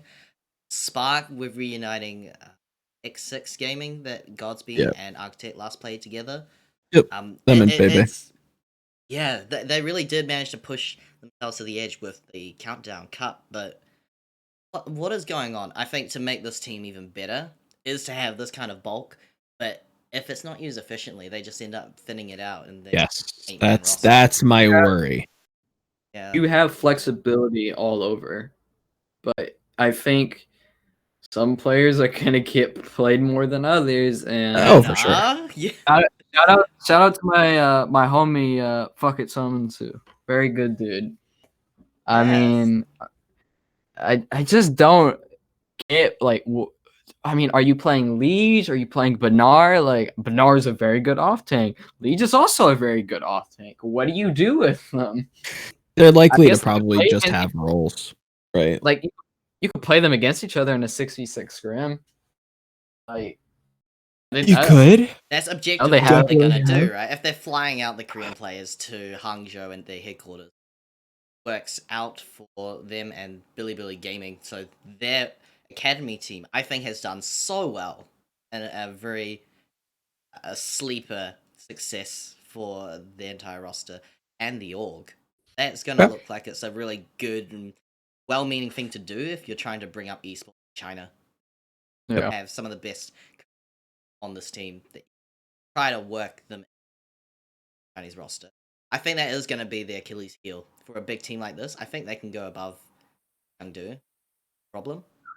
Mm. That's how that's convincing is the that? explosiveness of China right now, like APAC in general. Like I there just- are arguments for this team to maybe place above, maybe they place below. Like it. I hate just going, well, guys, it's a toss up. It could be anybody's game. You know, you got to tune in. Like, but it feels that way. It like genuinely feels like everybody but Valiant probably could compete, and probably, hopefully, will compete.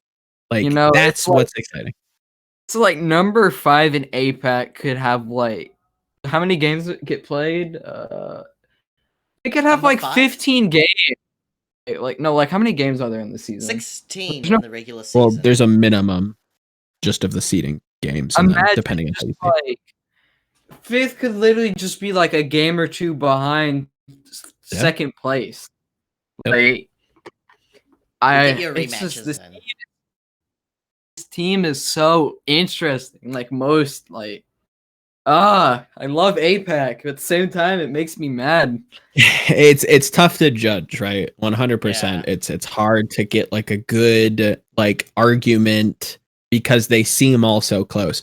Hangzhou, in my assumption, it needs to kind of start off on the right foot. Obviously, most teams need to, but with this gigantic roster, I think that's when animosity starts to really build. Is when I'm a benched player and I don't get to play and I watch my team lose and now I have to walk into scrims with, grumpy teammates, all of these little minor morale things start to build up. And if it's not properly managed, there is some volatility to these larger rosters where on paper there should be some flexibility to call upon towards the midseason, but if they really don't manage it well, it could end up being more of a detriment than it's probably worth. Blow up right in their faces. Yeah. I think I'm gonna be honest. I think a player like Summonsoo probably just he's there. I think he's there because of PR. Glad to see him back. I'm glad to see Summonsoo back. I mean, if I'm gonna this to be a PR stunt because fucking Summonsoo has no relation to the actual Summonsoo. Right? I'm just a fan account. Jersey when it's available. Like I mean, if we're gonna take their social media on at their word, apparently he went through a pretty rigorous, trial process and performed well, and that's why they gave him a contract. I don't know what that looks like. I don't know what his role is on this team, but if the coaches, again, I have to kind of give it to them and go like, okay, you must see something. I have to give you credit here or benefit the doubt. I think Summonsoo also brings the sense. I don't know, like. Because he brings like the oh Jesus, that's the Nuggets coming back up. But I think Summonsoo brings like this leadership quality. I don't think he was ever like sure. I don't think he brings that vet like I mean there's a ton of veterans on this team. For sure. But Summonsoo's been through everything. He's been through high highs and he's been through low lows. He's been through trauma, honestly, for organization. I didn't want to keep him. He got cucked by Luminosity, like most of the players on hashtag bring Fisher back in the Overwatch League. And look, because the highest points of Summonsoo's career was on the Season 2 Vancouver, where he was playing quite a lot of Zarya. Yep. I mean, look, this is basically a team with 5 tanks, and you say 5 tanks, there's only 2 slots that he could flexibly join in. I think he's a great talent for both those roles, but seeing him on DPS, it will probably be a Godsby, Summonsoo kind of deal. Shy or Architect. But then like, you have Shy. Architect. Shy will definitely get in there somewhere.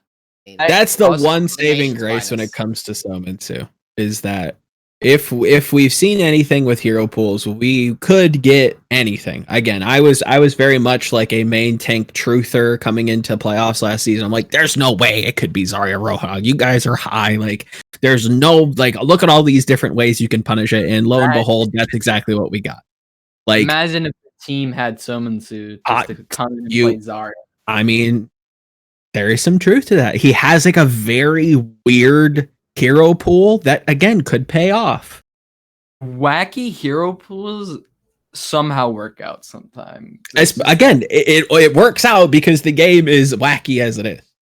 Like hero pools, like a double flex DPS meta. Like we need someone to play Echo. We need someone to play like projectile heroes. Farah. I don't know. Whatever. I'm open to whatever. On Farah, if Summonsoo is a good Echo, put him on Echo. Sure. And it's just, I think this team can do a lot of good, but they can. I mean, like you said, well, if players get, some players are getting mad that they're not getting played. Summonsoo's like, you guys, why'd you guys sign me? Shy's over here, like, excuse me, I'm the young gun here. You're the old head. Right. Well, I'm better than you. Also, Godsby is. I feel like no one ever talks about Godsby. Old man strength, baby. Like he's so underrated. Like Godsby just does his role.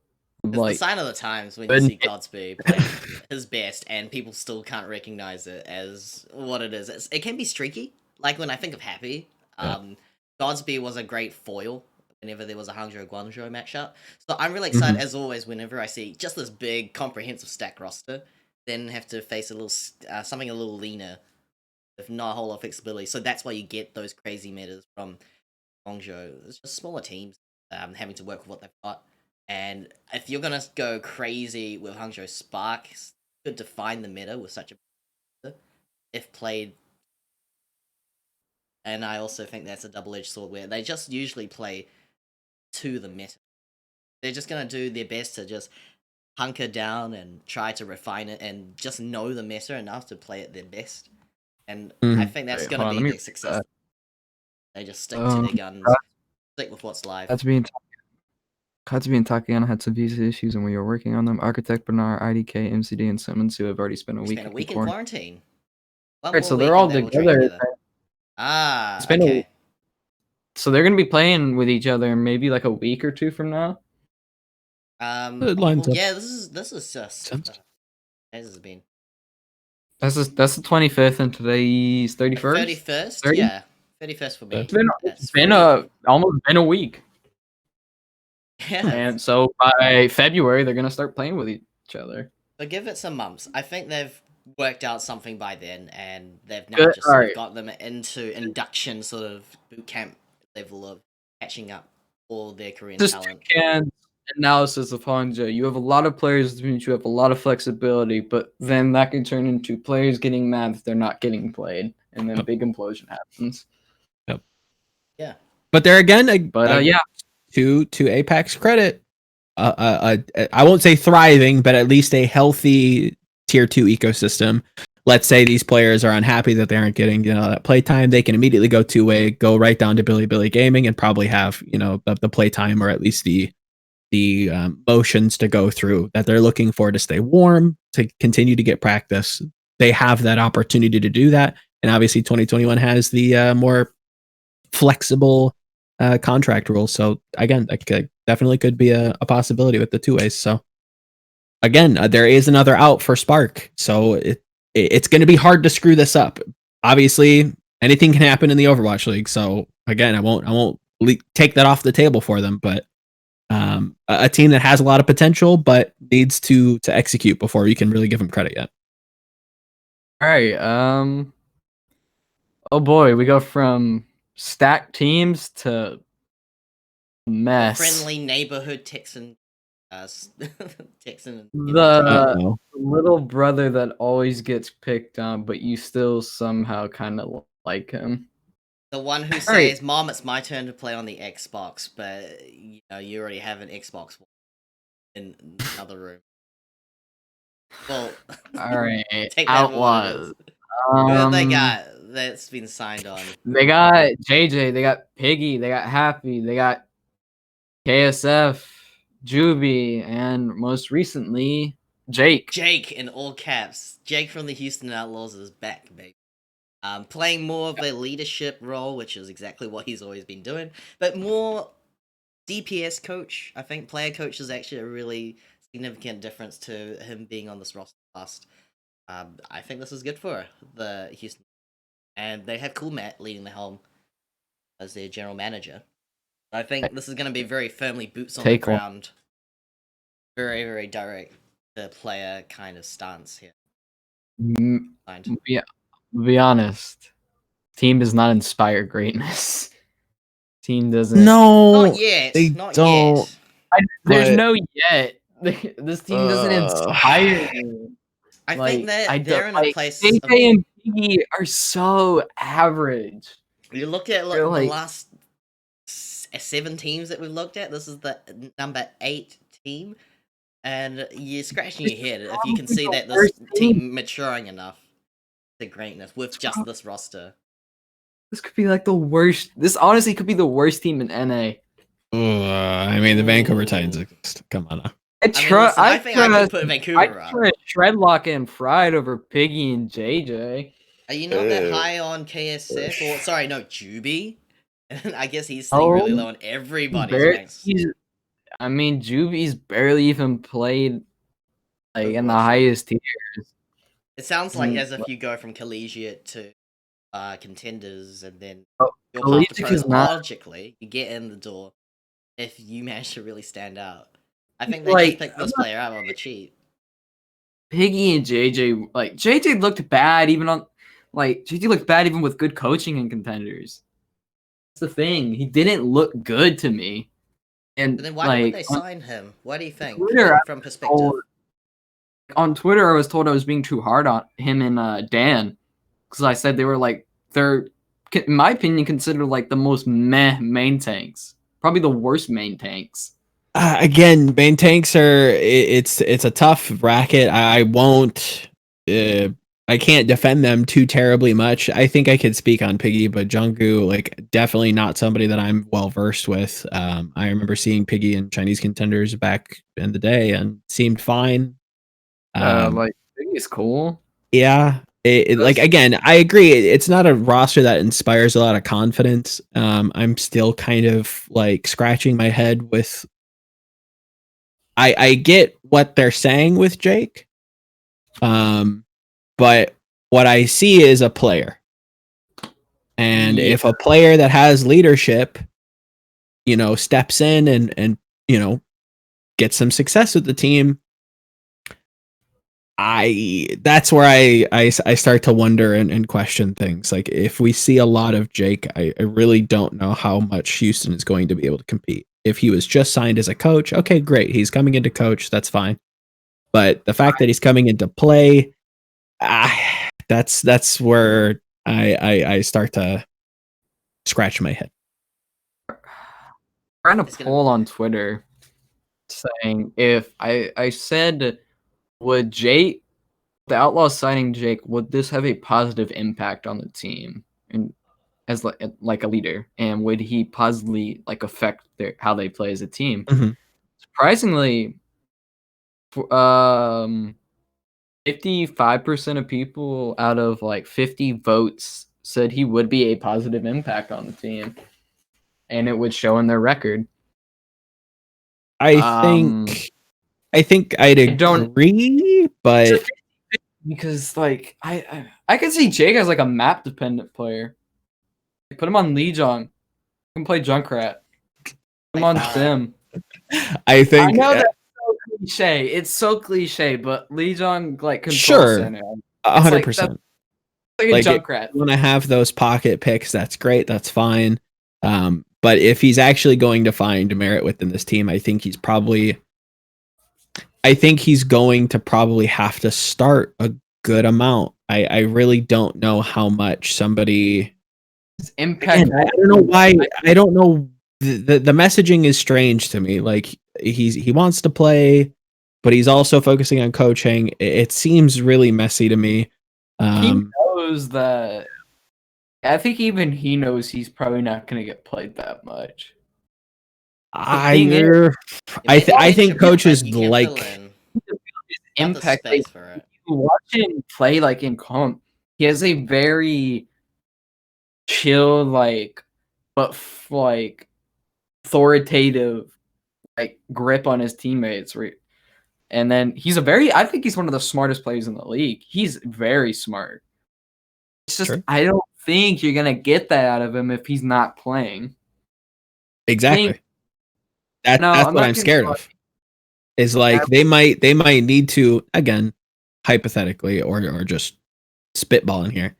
I think they might find a lot of early success with Jake, kind of lean on him to kind of lead the team, but it's going to be a little bit of a struggle. I think they'll do fine, but when you actually have to compete against some of the top talent, is Jake going to be up to snuff? And then if you remove him from that starting roster, depending on the map, how much does that affect the team without that strong, leadership figure? That's where it's like it is kind of a damned if you do, damned if you don't kind of situation with Houston. I don't get hydration in KSF, to be honest. No, but let's see, if you're looking at the tanks that are in place and the supports which are locked in, what is that starting roster going to look like on control?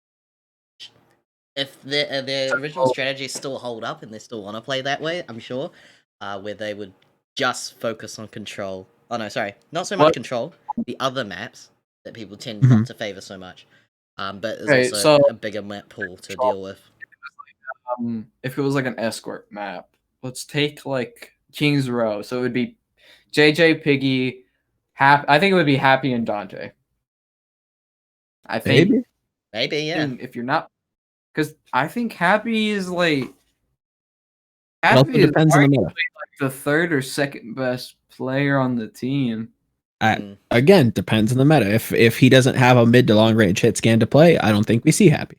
Yeah, What Tracer is Ash that? combo. You could Yeah, pick sure. Happy Tracer Dante, Ash, I think absolutely. Happy's That's a a good lock example. for sure. But let's say we go traditional dive. Maybe that's the meta, week 2. Who would play or traditional whatever dive hero on pools this come in. team? Hydration? These are the things you kind of have to think about when evaluating the teams after last season, where it's like, okay, hero pools come in, we're getting rotational metas. It can't just be what we saw last week is what we're judging this team on. It's the breadth of the situation. Like, okay, if it's traditional dive, okay, you got Dante KSF to look at. Maybe you want Dante Jake. Again, not a big fan of his Genji, but again, if he's on this team as a player, as a leadership role, maybe they want him leading that dive.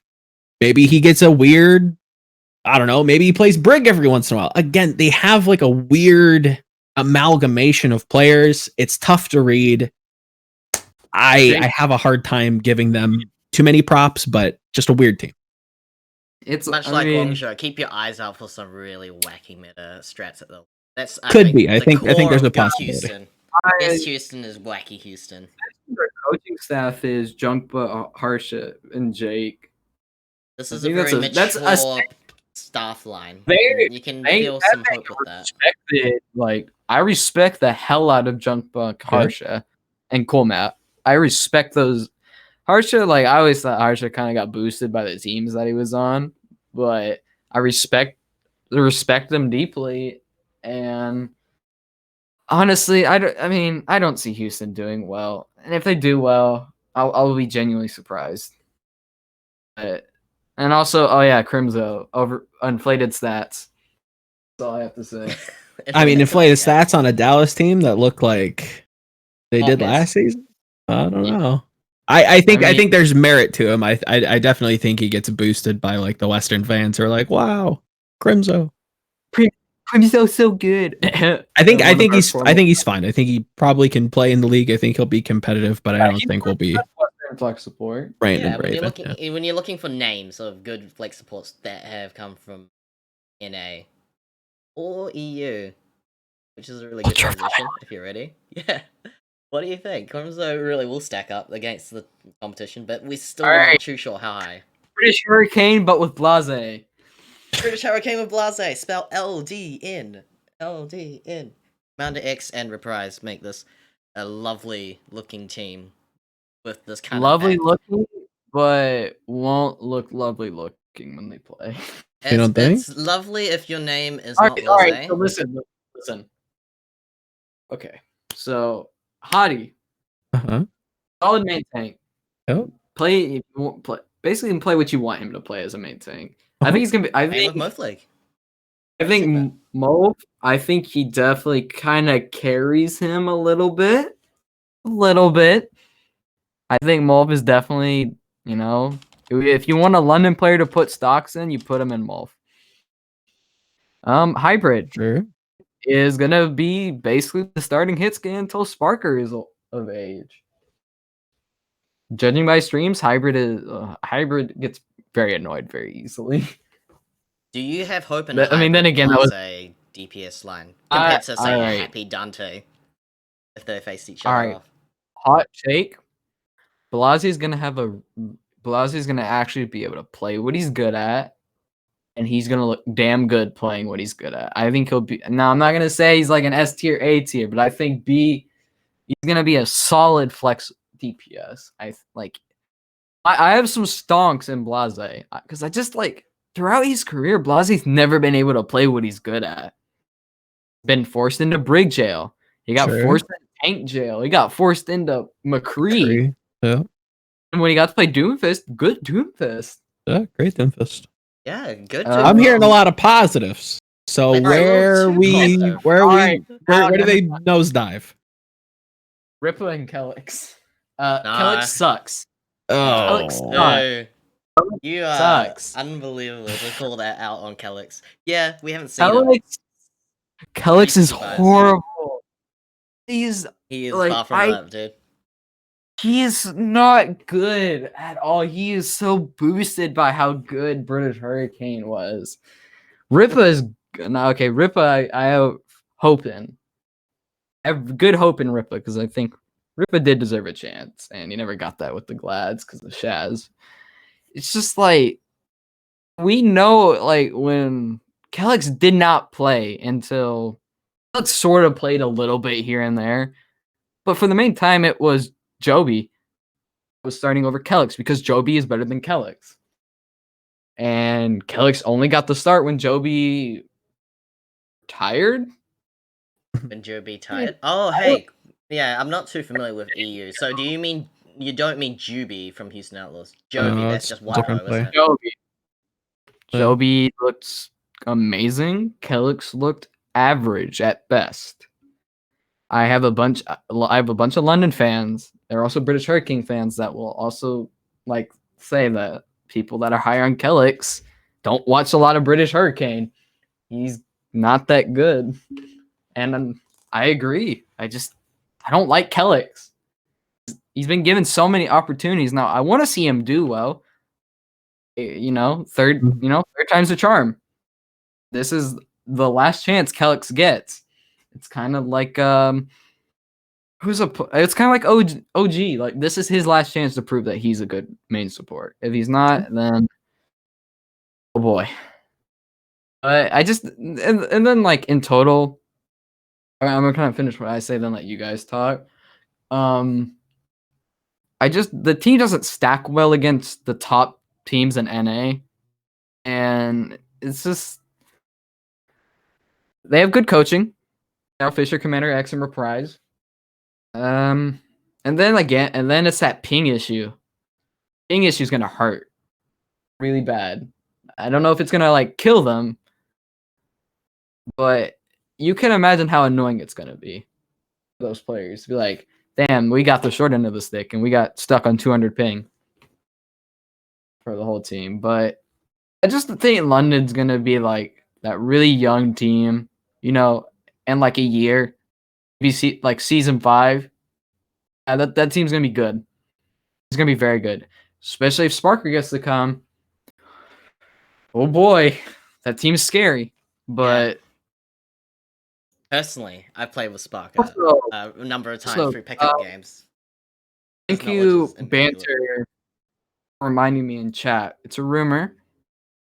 It's not confirmed, but Shaxx to London. That's a bit of a pog, as the kids say. As the kids say. Yes. That is very pog, my dude. Something to believe in, something to hope for. Good. I don't know. They just need a third DPS. He covers what Hybrid doesn't play, and he covers what Blazek doesn't play. So, yeah, I mean, what do you guys think about London? In total, they're a young team. I don't think they're going to perform well, like, against the teams with a much more experience. Now, they all have played together. Like, sure. They all know the ins and outs, but, I mean, I'm going to be honest, a team like Atlanta could beat them. See, that's where I'm kind of drawing. Atlanta's, I think, will be an interesting litmus test for a team like London. I look at like Houston, London, Paris. Trying to pull them off the top of my head, like teams that I think are going to be in that like mid pack, and I think they could trade. I think a lot of people are sleeping on the London stocks. I don't think they're going to shoot up to playoffs by the end of the season. Like it would be very surprising. I think they're working within their means. I think this team has some merit to it. I don't think will be amazing, but I definitely don't think will be as bad as what people expect them to be. So we'll have to see if there are any other signings. No. It's like the bottom of NA is so hotly contested for some apparent reason. It's like you have Paris, you have Titans, you have the Outlaws, you have London. It's kind of can be a, Could be a who toss-up. performs Yep. like what you said. Well, I don't like saying it's a toss-up. We Yeah. gotta just see who performs well. It's just bottom of NA is. It's an interesting place. Is all I gotta say. The one thing that London does have over a lot of these other like bottom tier teams is and I hate to throw around this energy, but again, like you said, they have played together before. They don't have to, they don't have to start from day one. They can incorporate Blase as quickly as I feel like they're going to incorporate somebody like a Blase, maybe other signings if they so choose to sign other people.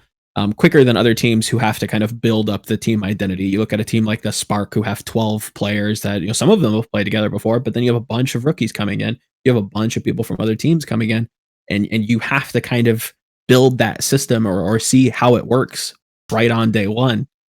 I feel like London has a bit of a leg up in that kind of regard. I don't expect a lot, but I don't think they'll be horrible. I think they'll be competitive. I think they'll put on some good games, maybe an upset here or there. I get very Valiant vibes from this team that's going to be kind of, good team, more than the sum of their parts, led by the coaches. And yeah, an upset here or there. You might see them maybe in the semifinals of like a monthly tournament or two. Outside of that, yeah. The Overwatch League script has written that London Spitfire will make their resurgence. Such a all-Korean powerhouse that kind of made the massive rewind. I think people still speculate that was like not genuinely them completely losing it out on day one, day two. They just reverse sweep the Glads and go straight to Philadelphia the inaugural season. Then just dropping goats that still managed to hold up competitively. Then comes to season 3, some very sellable talent. Good value for org, and yet they want to start from scratch just to get to an EU. Such a long roundabout way to get the image that they want. It is a strange business decision.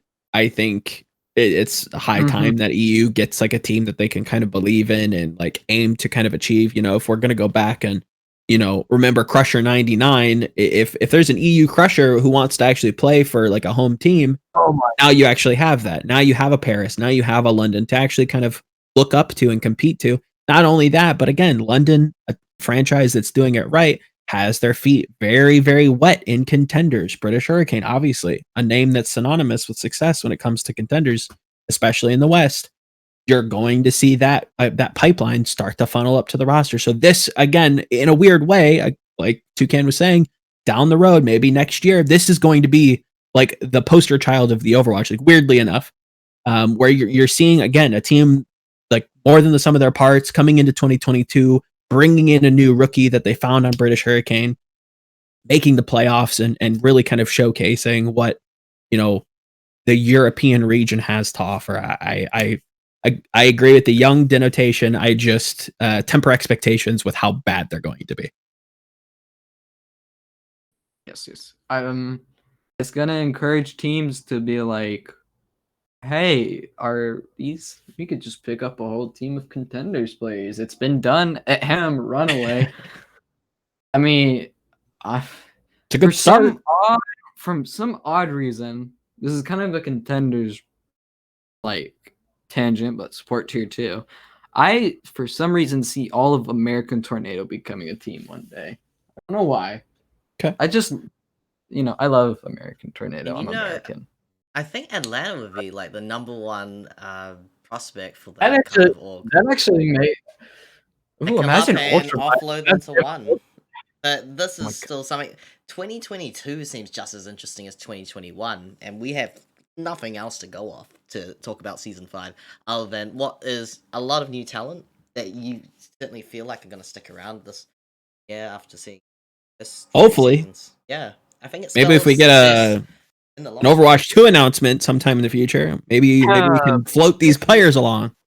Volamel, are you saying that you know the announcement date of Overwatch 2? No, I don't. I wish I did. I wish I did. So many 2s, dude. 2022, 222, Overwatch 2. Ah, man, that's like Half-Life 3 right The only thing I can speak on that, obviously, BlizzCon line coming up in a couple, weeks. Definitely check that out. I would be shocked if we didn't hear something. I don't think we'll get a release date, but keep your eyes peeled on that front. And yeah, I think Blizzard just needs to at least spill some of the beans so that we're not just like, again, you look at a team like American Tornado, again, a lot of names that have a lot of potential. We don't want to lose these players to the next game. Or just like, hey, this isn't going anywhere, so I'm not going to waste my fucking time. And that's where everybody's been feeling since every offseason. It's like, why is there just this big 6 months? Could we have more of these, like, Valiant Winter Balls, next tournaments? Why can't we see them more active in the offseason? To be fair, it can't just be Blizzard. We can't just wag our finger at Blizzard. A lot of these franchises have a bunch of, tournament tickets to be able to run around and run these events. Where are they? What Fran did. Sure, if Fran can do it, if Emon can do it, if all these streamers can do it, where are the orgs? I'm gonna just say it. When COVID eventually, hopefully ends, sure, I want more teams added. I want at least four or 2 teams. I'm gonna be honest. I'm just gonna keep saying it. Big market, Chicago. I think there's a lot of big markets. I would just be I'm very scared with a lot anyone who's buying at this time. Yeah, just anyone who's gonna put money in. Let's get our feet under us. Let's figure out what we want to do when we can't, do these home and away games. Let's figure out what the Overwatch League wants to be, and then once we start to, make some money, make sure we're not, valianting rosters out into the ether. I think then we can talk about adding teams, but let's not cut our nose off and spit our face. Yeah, let's make the most of the orgs that we have now. Like, why do we have 2 LA teams? I know there's a history from my understanding of LA. LA Sports has. It's a big market for sure. It's a big market. Does this look like there's going to be a loss of branding, identity, and players for LAV? Oh, look, no players, no branding. This blue is probably incorrect, but it is a new color. And I think they were very sleeper throughout all of last year. It's a shame that maybe only 4, currently 2 players are surviving. It's the biggest elephant out the room. Fuck what they did to their players and their staff. What they did and the excuse they used for it was that's unacceptable. Yeah, I think that's the one avenue that you can kind of criticize. Business, it sucks. I don't want anybody to just get kicked out on the street because of COVID. That's terrible. Wouldn't wish that on anybody. It really comes down to the excuse that they're kind of floating around that it was COVID, guys. Oh, darn. We just couldn't get you visas. Guess what? When you go and you sign these new players, you're probably going to have to get them visas to move somewhere. It just seems very likely. I don't know. It seems like a very, very coincidental or very just happenstance excuse to kind of throw out there. The messaging was horrible.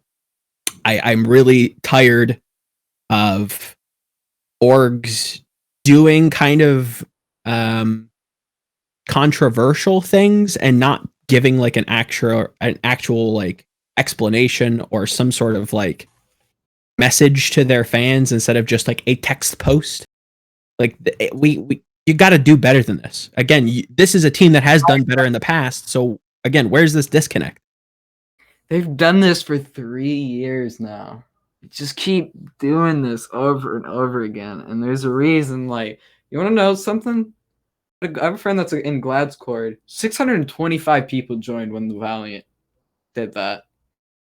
Sure. Oh my god. It's just you do your fans wrong after they've just been supporting you for a long time. And I mean, if you're a Valiant fan, there's more power to you. More power for, sticking with the team. It's just, this is not right. They could have done it better. Yeah, exactly. And again, in the beginning when they could find teams to go to. Do it when there was no finalized rosters. I do. Weirdly enough, I kind of have to defend slightly. I don't think the situation with COVID it's not something that's just solvable. I don't know that many franchises are super confident in the league right now because of, again, like, what's the main driving force of this league? It's home and away games. What can we not do right now? It's home and away games. So if the sale took longer than expected, that sucks. Again, I don't want to see coaches and players out on their ass. That's not what I'm saying. It's stupidly unfortunate. Again, the one thing that I think is just inarguable, like, cannot be forgiven, is the messaging. How they handled this was just not right. The business deal, again, it's tough. It sucks. I don't like seeing just players out there. Hopefully we can get some new players in that deserve chances as well. Like, there is a kind of a give and a take there, but the messaging, the handling of this situation has been just some of the worst for sure. And that's where it really needs a good slap on the wrist. They didn't do anything illegal, to be fair, at least not to my knowledge. But again, I won't say that I'm in the know or close to the situation. So again, who knows? But it doesn't seem illegality was in play. It really was just a incredibly poor messaging. So it's just it's not you doing right by your players. No, doing right by the community, which isn't That too. completely abandoned, but to try and salvage much of what's happened here, you're just following on Twitter. You're now just following for the dumpster fire, which happened with Vancouver, but the reception is so low for this kind of attempt to try to generate inverse hype, I think, is what's going on here, as a result of trying to put very specific words to the mouth of the social media manager, who has to just pass the mic to the person who's making the call. There's nothing that the social media. But that's where I kind of wish the person making the calls would come out and say, like, look, this is our situation. This is what happened. This is the decision that we came to. You know, we hand it off. We wish nothing but love to our players. Our heart, you know, we didn't want to do this to them. I hope they find all the best. But this is just the reality of things. I think that would open up a lot of people's eyes to, like, what actually goes on. And we got was, haha, COVID guys. Oh, darn. Guess we don't have a team now. Oh no, Blizzard So totally invited us to Asia. And oh no, I think there's perhaps a lot more going underneath. And that's the story that's just been completely obscured, where how are we supposed to know what to believe in if in the short term this is the kind of answers we get, the kind of response we get from Packing 10, which just really deeply goes into just how much has been put into this game, how he has to move on. But the only way he can do so is through Valorant and coaching for another set of rules and stuff that he actually does carry over very easily. But to lose that and abandon it just at the drop of the hat, status is not easy to. Nope. I mean, I like that comment on the side. I said, I gotta ask, how busy is he's affect your Korean players? This is a worldly way of saying sorry we fired everyone because lol. Cause lol. I've got to imagine. I know this is gonna, like, I feel bad for every player, but the one I feel bad for the most is Adam. Yeah. Oh, this was his only shot. His only shot. Like, even, like, he didn't even get to. I mean, you know what's bad when XQC is like talking about it. You're right. It's just like, how do you wake this man up from playing competitive Overwatch and even talking about the conversation in a very unbiased way, with given the backup he has? He literally ratioed the Valiant post. He ratioed it. Like, you just like, okay. You know, let's not think about the negatives right now, because I think people dwell too much on the negatives. Yeah, this opens up opportunities for Chinese talent. This is going out on a limb. I think it is so possible. Please, for the love of God, if you're gonna cut everyone, please sign Dia. I think that's really the only. I don't even think that's a PR like salvage. I don't think you can salvage this, but at least that's like a plus.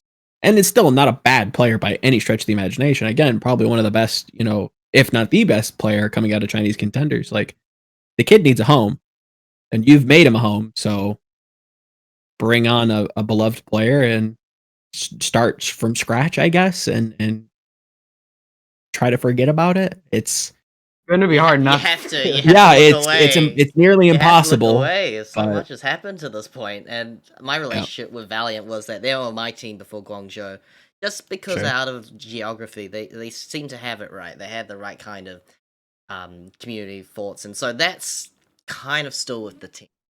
The DNA is missing, and so we'll really feel it after regular season hits and we actually get a team. I hope they don't announce a roster the day that they play, because I did not find that very appealing to just discover Shredlock. I mean, then you got some actual contending talent. It's like, okay, I can get behind that. And then KSN is like, who is this? Such a big unknown from EU, playing on 200 ping. And he was the first before Fielder. I'm pretty sure Blase is going to be on heavy ping with the London Spitfire. But if I understand the technology correctly, what they're doing is now what they've seen in the Gauntlet. They've tested this out, and it works tremendously. I've never seen Australia play better and above Billy Game before. So they could eke out a win, not a map win. That's the first that they've ever done. But as good as it gets for them is success in the Gauntlet. The one Australian team that versus the 2-3 in Korea and the 2 in China. That tells me that the delayed ping, I can't recall the term, but I'm sure we can get into that when we see some games. It's not noticeable, but it's such a great way to be able to experience competitive Overwatch if you're willing to give up a bit of that network latency to put everyone on the same page. Yeah, sure. I mean, it would just be nice for the whole management, like whoever the higher up of the Valiant are, and just come out and give us the truth. Tell us why you did what you did. And then maybe it opens people's eyes, like, okay, what you did was still kind of scummy. The way you did it was like, you didn't even like give players their own like little goodbye video. Like, it's just, I mean, did you guys see what McGravy said? And yeah, Gravy toasted him. Like, he was wondering why, if he did something wrong.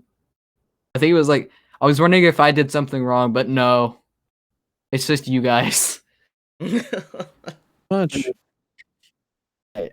Great. I mean, Gravy's a real one. Gravy's never afraid to speak his mind on It's true. the situation sucks.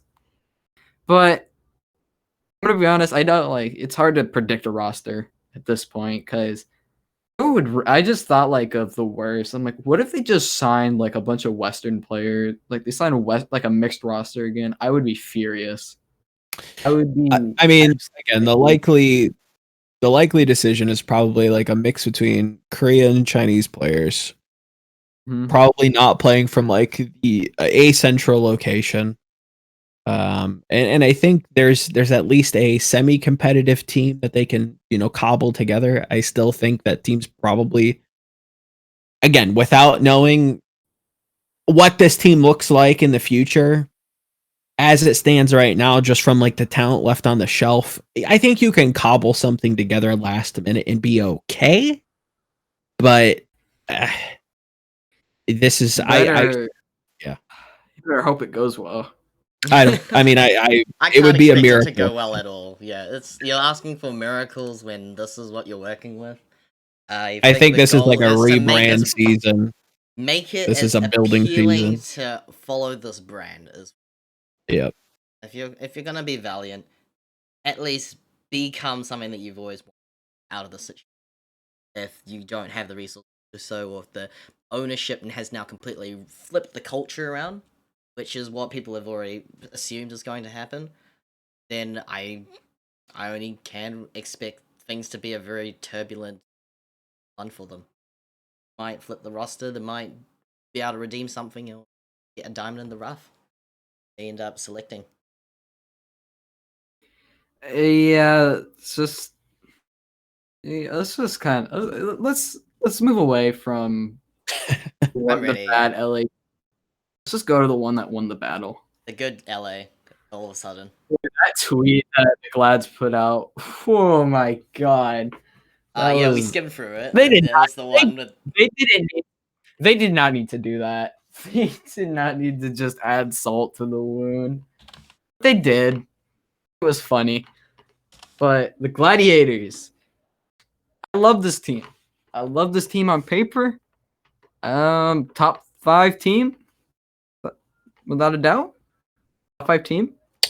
Yeah, I think you'd probably have to give them that distinction at least. Definitely made some big moves. Team that continues to kind of splash out. Another team that kind of is a weird destination for rookies as well. Skewed being on this roster was not something that I kind of foresaw happening, but again, DePay has a soft spot for kind of like fostering talent. Again, I wish they had a contenders team. I wish Legion would kind of come back so that they would have a little bit more of a chance to kind of build them up before, just slapping them on the main roster, especially with the two-way kind of changes. But yeah, I would definitely say a top 5 team, at least expectation wise. Again, Glad's a team that historically hasn't necessarily lived up, but this year it looks strong. Yeah, best Glad's team on paper. I'd say so. I think this is. I think if you looked at this team 2 years ago, you'd be like, and you'd think Birdring is the hard carry. No, I think this is very well spread out, the talent they have. And Mirror has been such a surprise, a very pleasant surprise to have some Vietnamese talent. For sure. Be able to diversify like any other flex, but uniquely so because of his background and origin. I think get more talent that's not just your South Korean, been grinding at it since they were a kid. It's exciting to see. With this team, talent all right. I don't feel like the weakness of this team are the players; it's the coaching. Now, I think so. I know Glads fans that live and die by DPay. I know Glads fans that will admit that DPay is kind of one of the most average coaches in the league. I don't know if the team is. You guys think the team is good enough to where they kind of can push aside like DPay's pretty average coaching style or like the way he coaches? I think he's one of the most down to earth coaches, not afraid to speak his mind. Yeah. I think that's going to be their weakness. Is DPay's their make or break it, depending on how he decides to handle all of his players. I wouldn't look at coaching or head coaches as like. I think that's a very like traditional sports way to look at coaches. I'd rather look at the staff as a whole, and I definitely see a lot of merit with Face and Tidala, somebody who I thought was a pretty average player, but his time on the Charge and in Korea, has proven results. So I definitely think there's merit with this staff. I think last season in general put DPay in like a weird situation because he was both GM and head coach at the same time. So again, I said that going into that season that like this is not something that I'd like to see from him, but he had a ton of coaches around him that I thought, could make up for it. It didn't necessarily pan out, unfortunately. So is this like their worst position if we were going to kind of divvy it up in terms of positions? Yeah, I suppose. I don't think it's going to be like a gigantic detriment. There's a player space is probably the weakest link.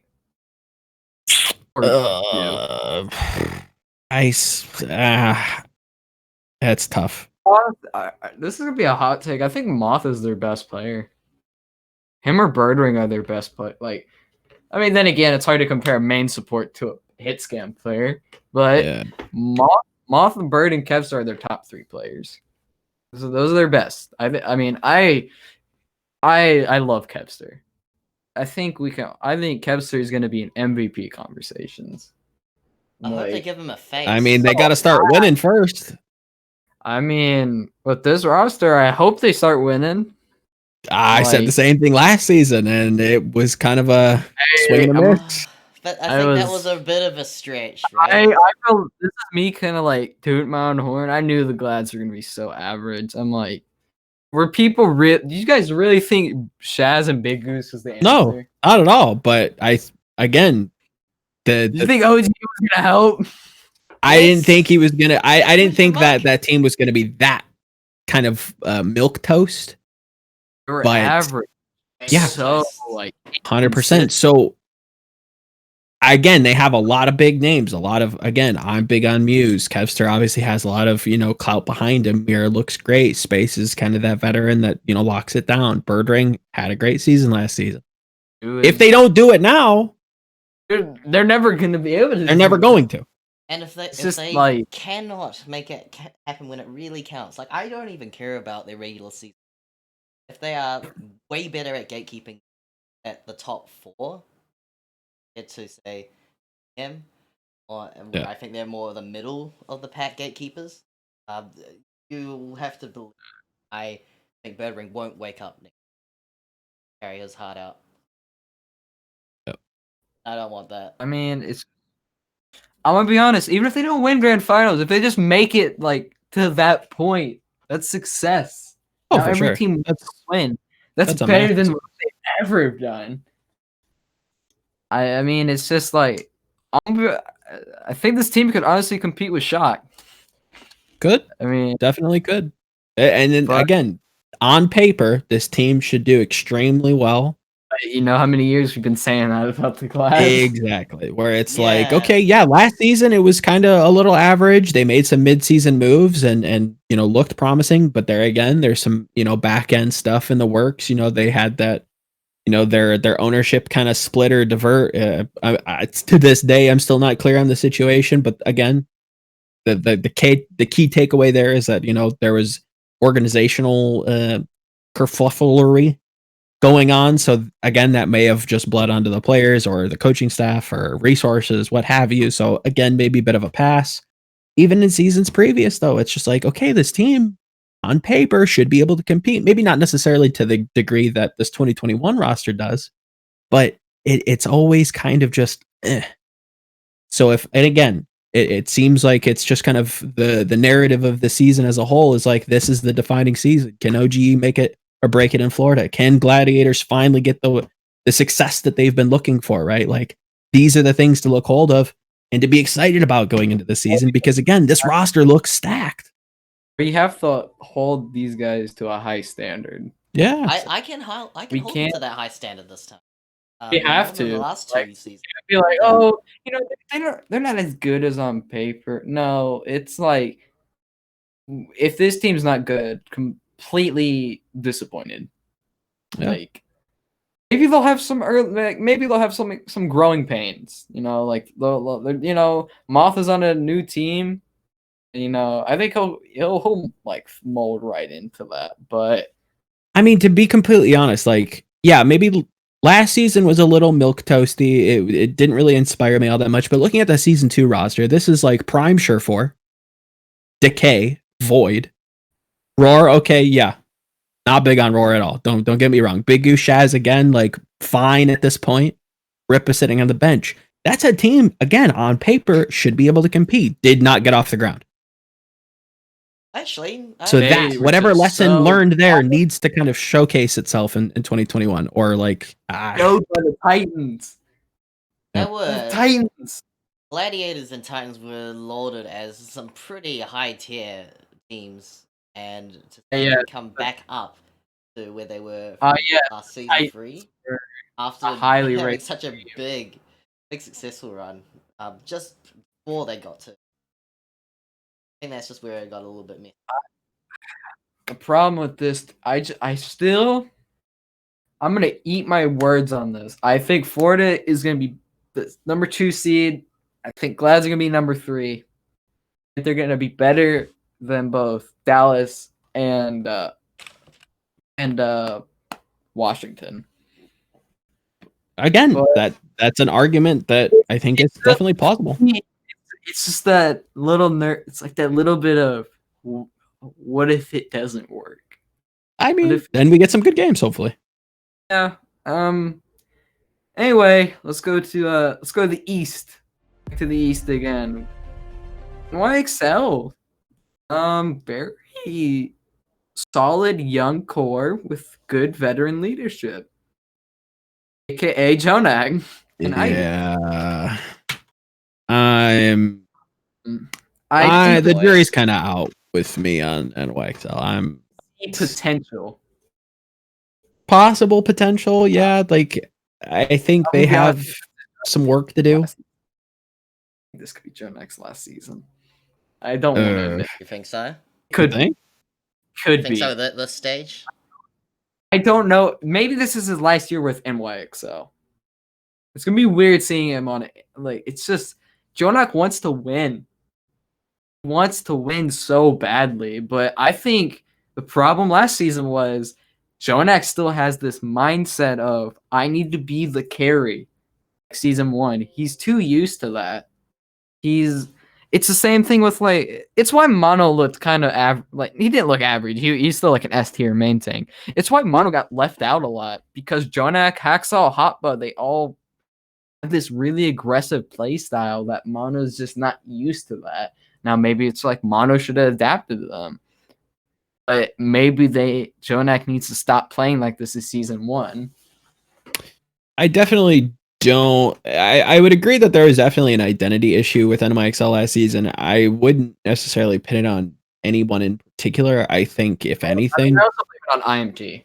They have not got rid of IMT. sure, it didn't. I mean, with new coach as well, but I don't. IMT is just IMT makes me so mad because he just makes the most. He's been making questionable decision after questionable decision. I mean, again, I go back to the same discussion I talked about earlier. Like, coaching in this game is not as easy as we make it out to be. So I would be hard pressed to. Yeah. Like, oh, I can do IMT's job. No. You're an owl for a reason. You know, it's just I think this team is. I like Yakpung. I like Bianca. Sure. I'm glad they brought him back. Sure. Bong, as I like to call him, looks looks solid. Flora, solid. Ivy's Ivy. Feather, solid. It's a solid DPS line. Yeah, I think they have a lot of potential and a lot of promise. I really need to see them on the server first. I'm not going to put a ton of stock into some leaked scrim VODs, especially this early on. It's like, trying to peg where Dallas is going to be off of next. Like, it's probably not smart to do. So I hear they're doing okay. I hear some good things, but I really need to see it first. I'd like to see a new NYXL, and this is definitely the look for it. So this is the new NY, and Yakpung is the one that I've had very hit and miss feelings for how good this will make their tank line. It's like, how good is Yakpung actually? He's a great coach. I think Yakpung. I'll say that for a start, because from Toronto, he played very predictably. That's really where things fell short. I'd seen him on O2 Blast, though. I wouldn't have thought that he was, showing any predictable movements, but there were times that people knew how to capitalize or make advantage of his very specific position. I'm not entirely sure if that's going to be a problem coming back into the Overwatch League. Maybe he's got plans in place. I think he's got time to make this work out with a whole new deal. It's possible. You just kind of have to wait and see how the team will perform together. Sure. Yeah. I think I'm gonna be honest. They could be like one of the worst. They could probably be like a bottom 3 team in APAC. I could see that. See, that's what I kind of had my hand on the pulse on that as well. Like, I feel like they're going to be towards the bottom of APAC, but again, word on the street is they're not doing too terribly bad.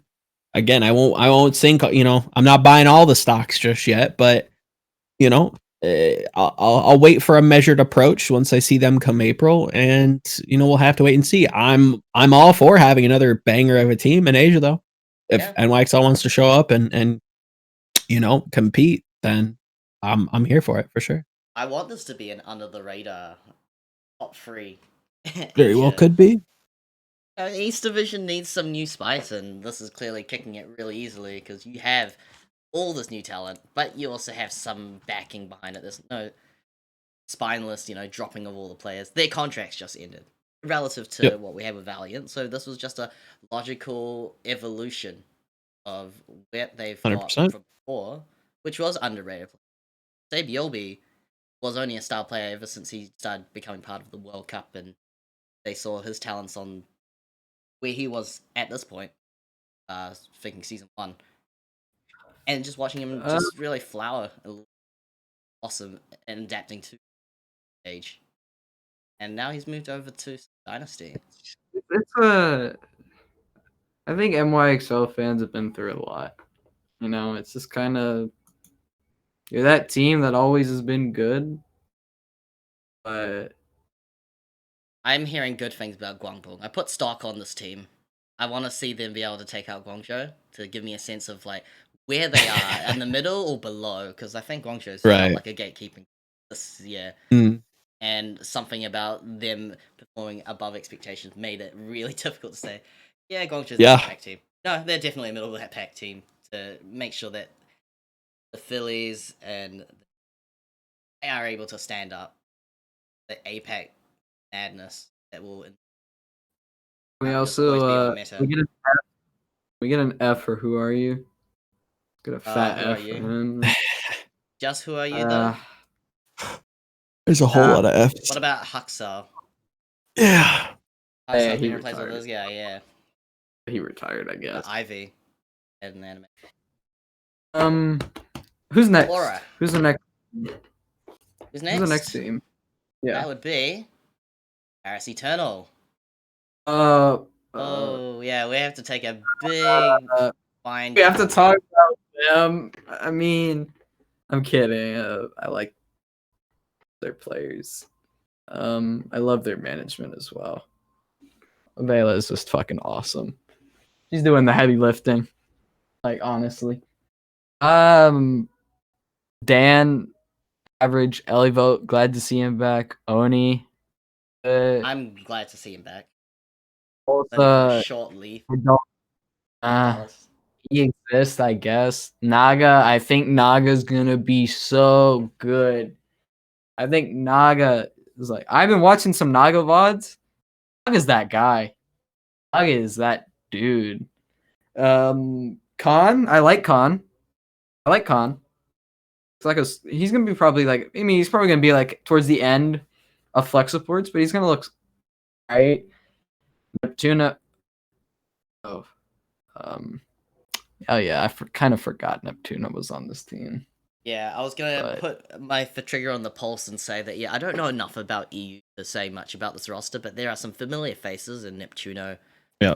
I can't see the impact that he had on Guangzhou carried over to Paris in the way that I think that's what made them so good. But I think his role as main support very, very suited to this very young and inspired team to do good on Paris. Make sure that like Dan in particular isn't being diluted actual ability, which I think is really good. He's been up against all the other existing talent and all the other talent in Overwatch League that would be willing to join Paris Eternal. But I think this would be a good sign to keep an eye out for the support in Khan and Tank and Dan. I can't remember the last time we've seen Alivote play, but it was meant to be last year. Yeah. Before lockdown happens, travel was. I don't really have much to say about this team. They're just gonna be bottom feeders. Relative unknowns, and it's safe to say that I think we all. Feeders, I hope. I just remember getting we all here. This team is gonna be not good against the better half of the league. Maybe they beat like the Outlaws, the Spitfire. Maybe they beat the Titans. They beat the teams that's in their level. I think they can punch above their weight, though. I think just if the meta suits them, they are going to be a very low percentile team. Yeah. And that's the thing that you gotta. They managed to find the spark in them. They have a great deal. I just know nothing about. And thanks at this stage. Maze can be a coach and be able to deliver ways to make them. They don't execute. Then having Neptune with great. No. Hard training. I don't know if it will add up to anything practical. But I would put them higher than most people. Don't. I put them at like how many teams are there? There's I'd put them at like 8 or 9. I'd put the Spitfire somewhere in there. Yeah, I could see them being like the second worst team in NA. I just gotta know what it will look like when we have our very first true European Paris versus. That's gonna be a 100%. good. Should be good. Match. It should viewership be. wise. And I think people are just needing to be able to root if you're in support. Underrated. It's low hanging compared to you fans are loud as hell in NA. Yeah, we've got 7 different regions. Now gone down to 6 because Pacific no longer exists. And most of Oceania, or should I say, Overwatch contenders in Australia, always finds talent if there's nothing else on the board. Quite unique diversity. Well, Australia. Thinking this is funny. European season. Well, go to the team that went from NA to APAC, the Fusion. Philadelphia Fusion. Some friends along from NA. You know what? I'm gonna let Vol take the reins on Philly. What do you think, Vol? What do you think of Philly? I still think they're going to be a good team. I think they'll definitely be highly competitive and maybe challenge Shanghai for the top spot in Asia. I expect a lot out of this team. EQO continues to impress me. I think Shockwave's going to have a big season this year. I do have questions on how much impact or the amount of stock put into mono right now is fine, I guess. Definitely a veteran name that carries a lot of weight, and obviously his history with NYXL and Africa, like, he deserves to be a fan favorite and, you know, is a good player. I do wonder, just off of his last year in New York, it wasn't the same mono, and I don't know if that was entirely his fault. So there is a slight question mark for me there when it comes to that identity. How much was that him? How much was that the coaching staff? How much was that, you know, a weird mixture of both? It's kind of weird to say, but I have no qualms with their supports. I think their DPS continue to impress me, and I think Shockwave's going to have a breakout season. And yeah, I think it's a great team, and they should do extremely well in Asia. As a coach, yeah. That can't be understated. I don't think this gets talked about too much. Poco's your only off tank.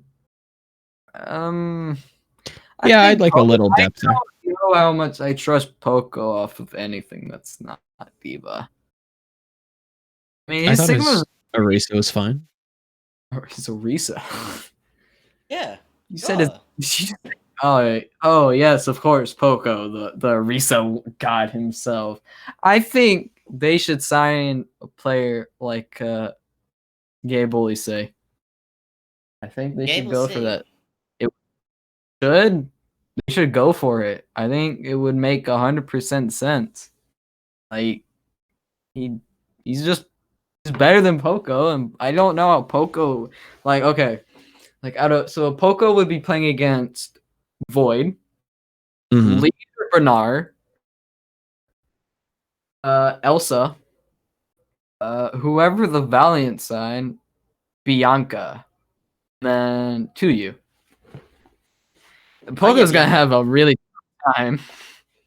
That guy's gonna have a. I mean, this game isn't like a head-to-head like we can't just measure them head to head. Like I get the measurement, but it's not like they're playing weird 1v1s, right? Like I think he does great for the team. I think he's a good player. Like, yeah, if you want to vacuum it out and say like, oh, is he better than Void? No, of course not. But he doesn't need to be. I think he's within an incredibly good team. Sure, if they want to sign GBS, they definitely could. I think it would probably be at least on paper an upgrade. But again, he's here for a reason. I trust 9K in that way, and I hate to throw out my hands and just go, well, they'd know, but in a way, they'd kind of know. And he's been here for long enough. You saw what happened with Sato. Yeah, I think Poco, the stocks are a little down on him just because, yeah, he's going to be playing in a region that is stacked in terms of that flex tank role, but I think he'll be fine. I think he'll be competitive. He might not be the best flex tank in the region, but there again, you're measuring him against the best flex tanks in the world, so it's a little unfair. If you put Philly back in NA, I think he's probably one of the best flex tanks in NA, so it's a little got to give him a little bit more credit than that. I mean, I guess I can. I'll cut like a little bit of slack if he can show me that he can play Sigma, Zarya, all that at like at least like an above average level. I'd say it's a good team. Yeah, I think this is a good enough team, and Poco should probably be able to deliver once he gets his boots on the ground. If Carpe just isn't going to have any problems, I don't see Poco having any major issues. Or I see a lot of people freaking out that EQO is the only flex DPS. I guess sure, he doesn't stack well against the best, but it's like kind of what Paul said. It's not like EQO versus Flood in a 1v1. And then I mean, it's even then, it's like, are we completely ignoring Shockwave? And Carpe is a lot more flexible than I think people give him credit for. So I chokes. I think this is enough. You don't need another flex DPS. I think Carpe and Shockwave Carpe is one have a lot that goes hand in hand with each other, but that's what they'll try and work out, and that's okay because they know Carpe is a non-quantity. I hope he gets a Sombra up to par. Yeah, I mean, somebody's going to have to for sure. Like, somebody's going to have to be put on that role, or they have to pick up another player for the Echo or Shockwave. Yeah, Shockwave is the one that definitely. Shockwave for sure. Echo, I think EQO would be playing Echo. I thought he was better at Echo than Shockwave was. But straight up, the first match, it's got to be a Carpe and EQO thing that they'll do just to get a feel for when Shockwave is gonna be their starting roster. All right. Next, we have the guys who are going to 3-peat, the San Francisco Shock. Well, almost all black, man. I had to witness one of my favorite players retire in Ons, but mental health over everything, as I say. 100%. I think we can it sucks. I think he honestly had potential to be potentially even a little bit better in terms of his hero pool. Cause before when coming into the league, I think we all just thought he was gonna be like a Widow one trick. He showed that he is at least somewhat more flexible than he has a good Ashe. He has a good Kree. May is cool, I guess. He clicks heads. And I thought he had a decent Sombra. I think the additions of FD God, Glister, and Miro are very interesting. Nero, I've never been high on Nero. I always thought Nero was kind of sure, you play Pharah really good, you play May kind of average. Eileen's a better Echo than you. Then again, it's okay, maybe it's benefit of the doubt. They have Krusty. It's Krusty is gonna tell him, okay, I want you to learn this, this, and this. You'll be fine. And Nero's okay. Then I just don't. I always thought Nero was kind of overrated by Charge fans. It's sure, good Pharah, but tell me something else that he's not below average on or average at. I think his Tracer is quite good. I mean, again, he probably won't be playing Tracer, but I think he's definitely got that in the pocket to be able to play. Tracer, Sombra, Pharah. Genji's probably all right, but Yeah, the mysterious Did- part is you've got Tayo and Nero that can play decent enough. that's the difficult thing to kind of go like, oh well, give me a list of his heroes, and then you just go like, well, he's not going to play that over Striker. Well, it's like, well, yeah, but It's not that's a not Overwatch. one-to-one. Yeah, that's not the right way to build these teams. Is to expect if this guy can't do it, then someone else can. 100% of the time. It's good to do Nero it. has but- like Nero probably maybe has like a breakout year. You know, they're gonna like if Echo's meta, they're gonna put Nero on Echo. Sure, yeah, I I like think he'll that. do well on it as well. Judging by the looks of things, it's like as of right now, it's like a Sombra Tracer Ash meta. For right now, So- sure. Yeah. Did anyone like when they first No. initially happened? Were you guys Lister and FD got surprised real when surprises. FD got get signed?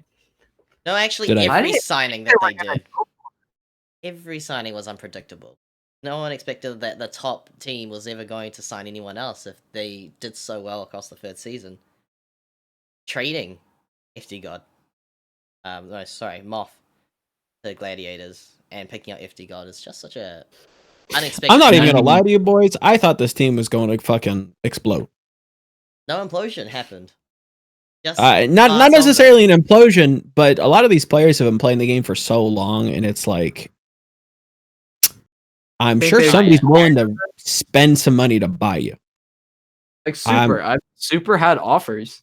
Yeah, that's kind of who I'm kind of hinting towards. I'm like, I was willing to put some money that Super was not going to be on this team come this year. Happy that he is, don't get me wrong, but I'm very surprised that they kept the roster as intact as they did, and obviously added some absolute bangers. I think Glister's great. I think Nero, if anything, maybe might be a little underrated, but is definitely going to be a tool for this roster to, again, pull off that three-peat. I think he's going to be very important. Tayo's that one that I'm like, okay, where do you fit in here? There's a whole lot of incredibly talented DPS, and I know he has merit to himself, but where exactly is his role? That's my big question.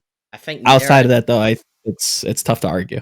Yeah, both of them just seem to have been. It's, Tayo was the emergency Sinatra pick Yeah. up, and then he managed to stay because a lot of people like him for his personality and coming from such a story Japanese Overwatch background. I think to be able to honor that and live up to it in some form, hopefully for him to get good play time on this roster. But I think Nero might be the more. We actually thought about this a little bit more, and if it comes to pass that Tayo is going to be more suitable for something else for the org or for the roster, Nero's probably going to Tayo- be their unique and the flex role. Maybe Tayo becomes the Echo player for all we know. Like, we don't. At this point in Overwatch, No one I'm knows. willing. Who knows? I wouldn't put my money on it, but I'm here for it if it happens, I guess. Krusty is like, I want to mold this kid into a super flex. It's like, Krusty, I believe any words you say at this point, because it's just kind of like. Then I think I've heard a lot of this, and I've agreed with these takes. I think FD God could be better than Moth. It's like FD God is already proven that he can be better mechanically. He's like definition of Reddit Lucio God. Brig is solid, needs some work. Mercy, solid, needs some work, but you know that comes over time as he continues to play it and get used to it. It's just like I had someone tell me that what if it's a meta where FD God needs to learn something like Baptiste, like how Toby did. I thought that was a very interesting thing to think about. Because imagine if it's like Zen Baptiste. I said, well, why don't you just put Twilight and Violet together? They're like, well, it's such a weird thing that people want to like. They want to. I think people always trying to find ways to nitpick the shock in some form of way. It's like, how do you make it like good okay, team what better? would you nitpick about this? Like, what would you two nitpick about them? Maybe it's championship fatigue, but then you bring in players like FD God, Glister, and Nero who want to win. It's a good balance of bringing in players that want to just continue, like They want to be the ones that get that championship ring. Like, if like the players don't want to do it, they're gonna be the ones to grind for it. I honestly don't see anything here wrong with this team yet until we see something in action. Can I say that if we did a rematch now, and this is my transition, if you guys say, let me know. Seoul Dynasty versus San Francisco Shock, a grand finals rematch in the first tournament that they have is very likely. It is very possible. Be rostered. Shock.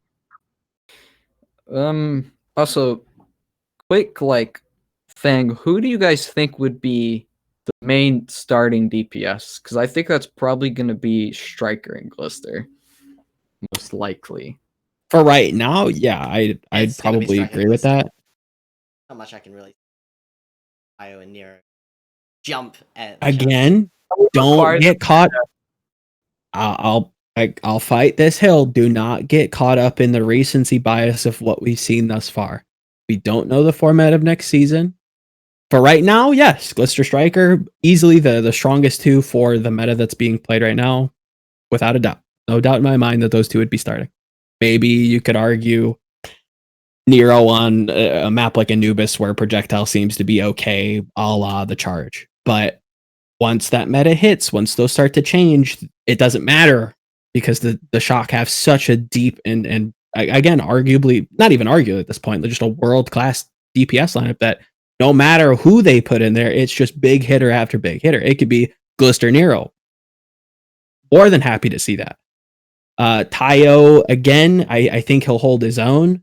Striker with anybody, I think, is fantastic. Like it's hard for them to miss at this point. They have such a deep DPS lineup. It's like the only thing that hurts them is themselves. It's the only thing that can like hurt them as like a team. That's pretty much it. What I mean, like obviously they can drop maps. Like they're not like a wall that you just can't bust through. Like they're proven to be beatable. Like, and I mean, honestly, you give me this San Francisco Shock versus this Seoul team, I think Shock win without a doubt. It's just so much. There's so much flexibility, and I think the only thing I think just Troy needs to work on is Zarya. Like, Sure.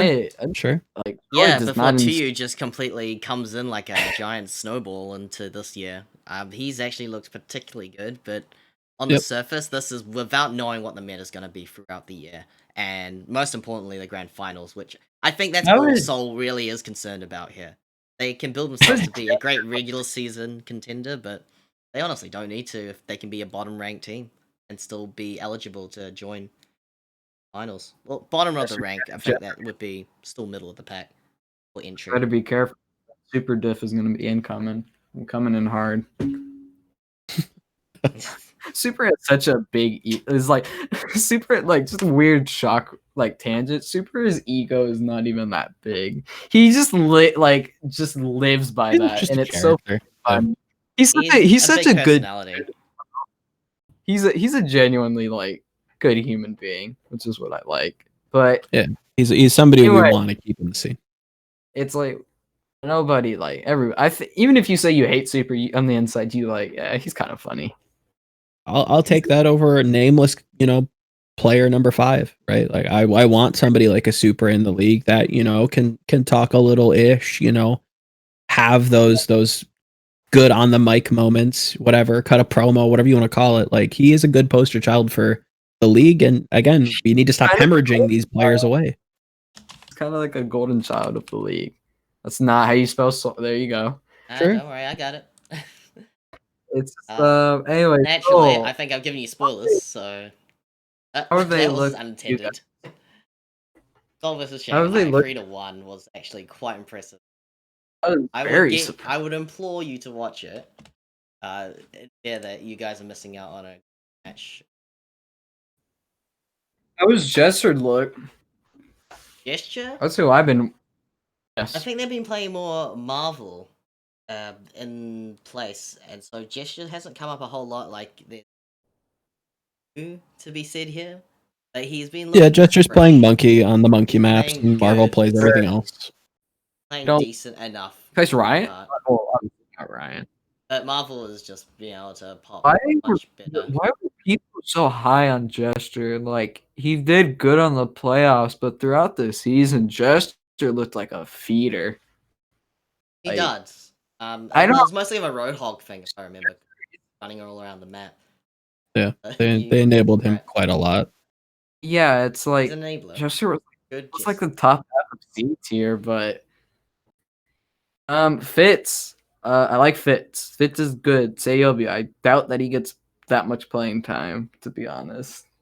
I think that's just kind of He's gonna. They're gonna need to find him a role. Like he can't. We've already seen him try to compete on Tracer, and it's just not good right now. I don't expect it to be better than Profits in the future. So I'd like to see him maybe specialize. I struggle to see him pick up projectile at this point in his career. It's really hard for me to figure out exactly what they're gonna do with SBB other than like a Jake style character. Probably, this is probably maybe Sayobi last year, possibly. Say that again. He's just kind of his career. This is probably Sayobi's last year. Yeah, I mean, I It's felt that so way hard to last tell. year, and he's here this year. So I don't know. I would disagree. Mary- But that's only because I think there's some bias in that. It's been 3 years. This guy's still wanting. People do want to sign him for the league.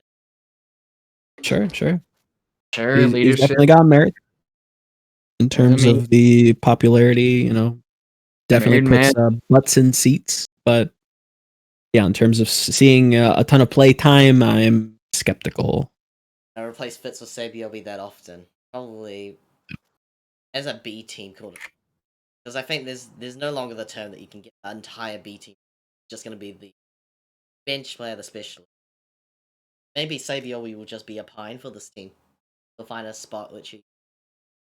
Possibly. They let him home down and somewhere on some. Yeah, I think Seoul could be a good team. You know, if they get rid of that inconsistency, which it looks like they're doing. Yeah, I could see this team being very good, dangerous team. A creative, I think creative. I think people need to be very lenient on how they rate creative. He had a good playoff run throughout the season. Creative just kind of was in and out. I'm glad to see creative, but let's not put our eggs all in one basket yet on creative. Let's see how he does throughout like a whole season. Yeah. He's literally the only flex support player on the roster. Let's see how he truly stacks up. Let's get an Onimo consistent as always. I would already wager that they're looking at the top team. They're down to be the top team, but I think regular season habits are gonna hang them dry. New coaching, so they got rid of Wizard Young. 10 out of 10 move. S tier move. Wizard Young just yeah, he leaves a bad taste in everyone's mouth. The appeal he had on it, and then the doubt that we. Yeah, let's just go to the best team in APAC. With well, in my opinion, the best team in APAC. Say that again. Yeah, you doubled a bit. In my opinion, the best team in APAC right here, Shanghai Dragons. Yeah, for sure. Yeah, Molly is an interesting pickup, but he works very well. Definite. Fate, solid. Coach Moon is good. Void, God, DM, glad to see him back. Good sniper as usual. Lip, cool Sombra, cool Kree. Fleta is the MVP. Put some respect on his name. True. Erster. Okay, Erster. I honestly see no reason why Erster plays over Fleta.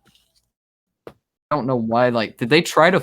I believe they tried to? They played him over Fleta for like a map. They lost. Yeah, it's gonna be some time for them to figure out if that's cool. Put Fleta on the side for a while and I think just see if there's a noticeable difference. just feel like Arthur can recapture that season 2 end of year Urster that we saw, where it's just like that man on Doomfist was so good to watch, and his Genji was so good, and then it's just like COVID hit him in season 3, then he just like wasn't happy. A lot of people weren't particularly happy during the lockdown period. Like I said, Urster was probably one of those players that took it harder. For sure. It's probably why we didn't see him. Individual player on Atlanta. I think Urster probably has a place depending on the meta. That's kind of what you can say about like most players. Depends on the meta. Depends if they need him to play like with Fleta. He's definitely good enough to be able to have a starting spot. It again, Shanghai's in this weird position where they have an embarrassment of riches, where it's just like, they have that kind of shock syndrome where no matter who you put in, like you're pretty okay with it. Urster obviously having connections with DM, going back to Lucky Future Zenith, being coached by Moon, and Mighty AOD. So it feels like a long-term move. It feels like a good piece left on the table. Moon snatches it up. Good player to have within your team should you need it, just like how they had Ding and DM on the roster last season. Should you need him, you have him to call, you pull out the ace in your sleeve, and you can slap it on the table. So wild card. Yeah, say that again. It's the wild card. Urster's that you want to put him on sure, yeah, off tank, yeah, you can wild do card. that. Yep. Put him on Diva. Good dude. Yaki. I know a guy, I think Obi, we both know a guy that was not particularly happy with Izzyaki, but Izzyaki is a good flex support. Then you have someone like Molly who's there to keep him in check to make sure that he's continuing to play well. Yeah, I still think that Izzyaki is in a place where if you're trying to pick a player there who's from last year, of course, end of 2020's roster. So let me scroll up. So when you had Luffy, when you had Ding, Gigery, oh, nice, have changed.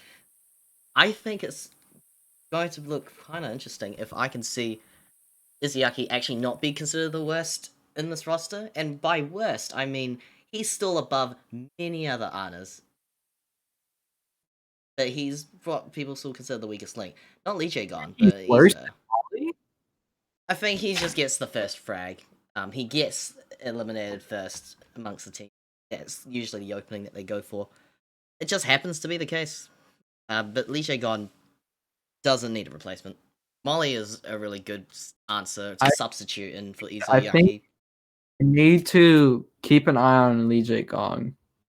I think Lee Jae-gong is in that weird spot where it's like we know that he's good, but he can't do the stuff that he was doing in the playoffs. You can't do that. Yeah, where he's just kind of going into the team. When it works out, other times it just looks so funny on the cameras. DJ Gong's fault, or do you think it was just teams being better and smart on how to just neutralize him? I mean, if I'm going to be, I hate that this is going to sound real general, but I don't think many teams were like prepped to deal with that meta. I don't think many teams were like within their bearings or within their wheelhouse. I think it was easily one of the most or one of the biggest watershed moments in Overwatch to be able to look at the game without a traditional main tank. And I think that really kind of threw a lot of teams for a loop, and it made a lot of sense for a lot of teams. Again, you take a team like Seoul, for whatever reason, it clicked with them. For whatever reason, it clicked with Washington. They got a good head start. They got a good foot under them. I think that's really just it. We can literally see through the eye test that Lee Jae-gon is a great player. One of the best, I would say, one of the best Asian main supports in the league. Statistically, that supports that as well.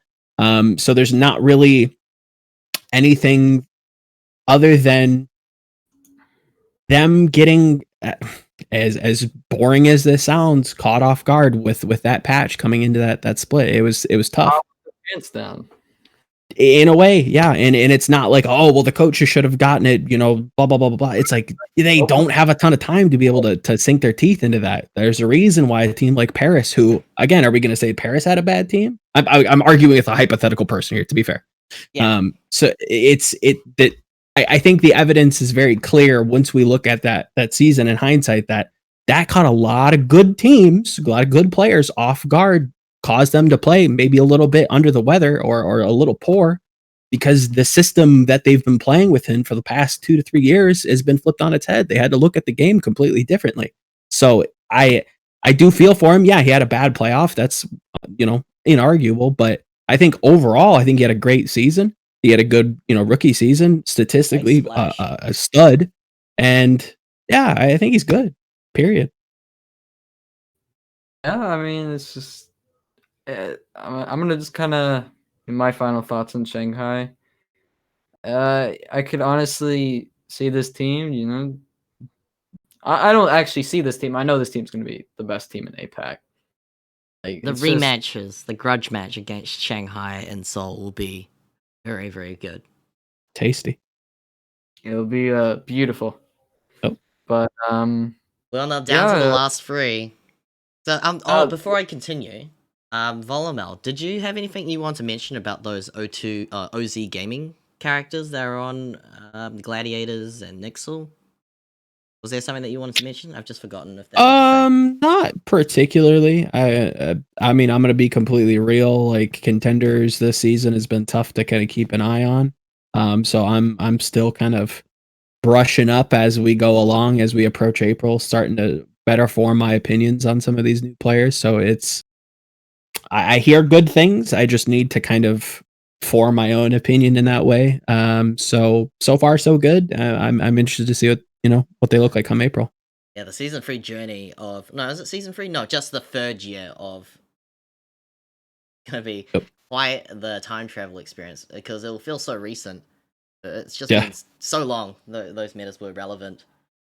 And with hero pools also in place, we've got to factor that in for this year, which I think has been relaxed now to the point where you will have hero pools, but they won't feel so significant like when you have Wrecking Ball locked off.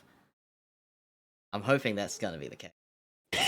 No news, right? I would vehemently disagree, but I think that's going to be another couple hours of discussion that we'll save for another day. Let's say.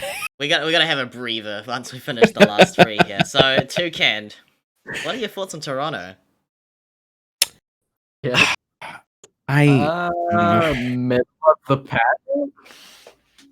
I see this as good signings, and then the other half is great, but I don't know why you've chosen them. I'm not particularly impressed. I like Sato. I like Kyusu. I like Aztec. I like Sunjae. Because I know I've talked with Sunjae. I mean, he's just like he's excited. He's ready to get to work. He says he's already been grinding with the team. So they've been getting that work in already. This team is just it's like they could compete with the lower teams. They could probably upset a top team. I'm not high on them. I could see them as like a top 7, top 8 team. It's fair. Depends on if Logix decides to go on one of his hot streaks or code streaks. Yeah, it's there's some questions that need to be, can Aztec and Ansunjae, hang against, the best in the world? I wouldn't put it past them to be able to. I've heard very good things. So again, once we see that, I think that'll be a little bit easier to figure out exactly where Toronto sits. I'm very excited to see Neist once he becomes of age. Some known quantities, obviously. Still very suspect on exactly what Beasts is doing on this roster. Somebody I think still has merit to his name. I think somebody who, I mean, I'm going to be honest with you, I would have liked to see him join a team like Houston, or maybe like a team on the rebuild, to be that transitionary player in a way, and maybe kind of have a breakout year and build himself back up. But I struggled to see exactly what his role is on this team. So yeah, middle of the pack feels off the top of the head a little aggressive, but when you really start to stack them up, it's tough to kind of situate them. Like, it doesn't feel good putting them top 5. Maybe they could get there if it doesn't feel likely.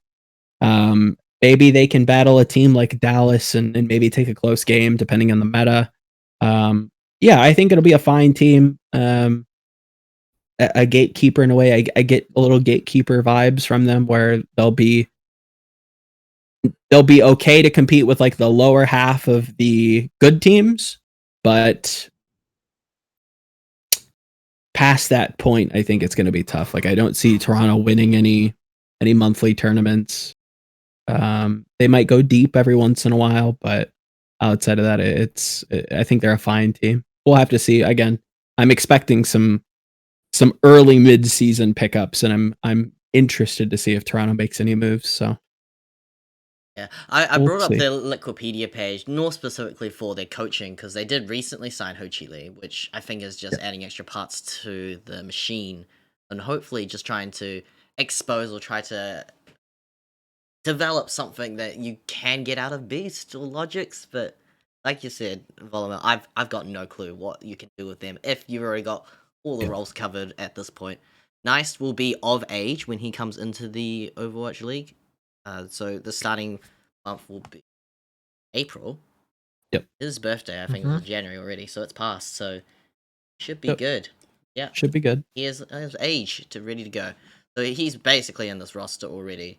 If something happens, I'm pretty sure all of these players are going to be in the same house anyways in Canada. I just wonder if that will work out as these guys hope, with KDG leading the role and Yangwan. Just more the same here. I have a lot of respect for KDG. I thought he had a good season last year with Philly, and I've only heard good things from him in the past. I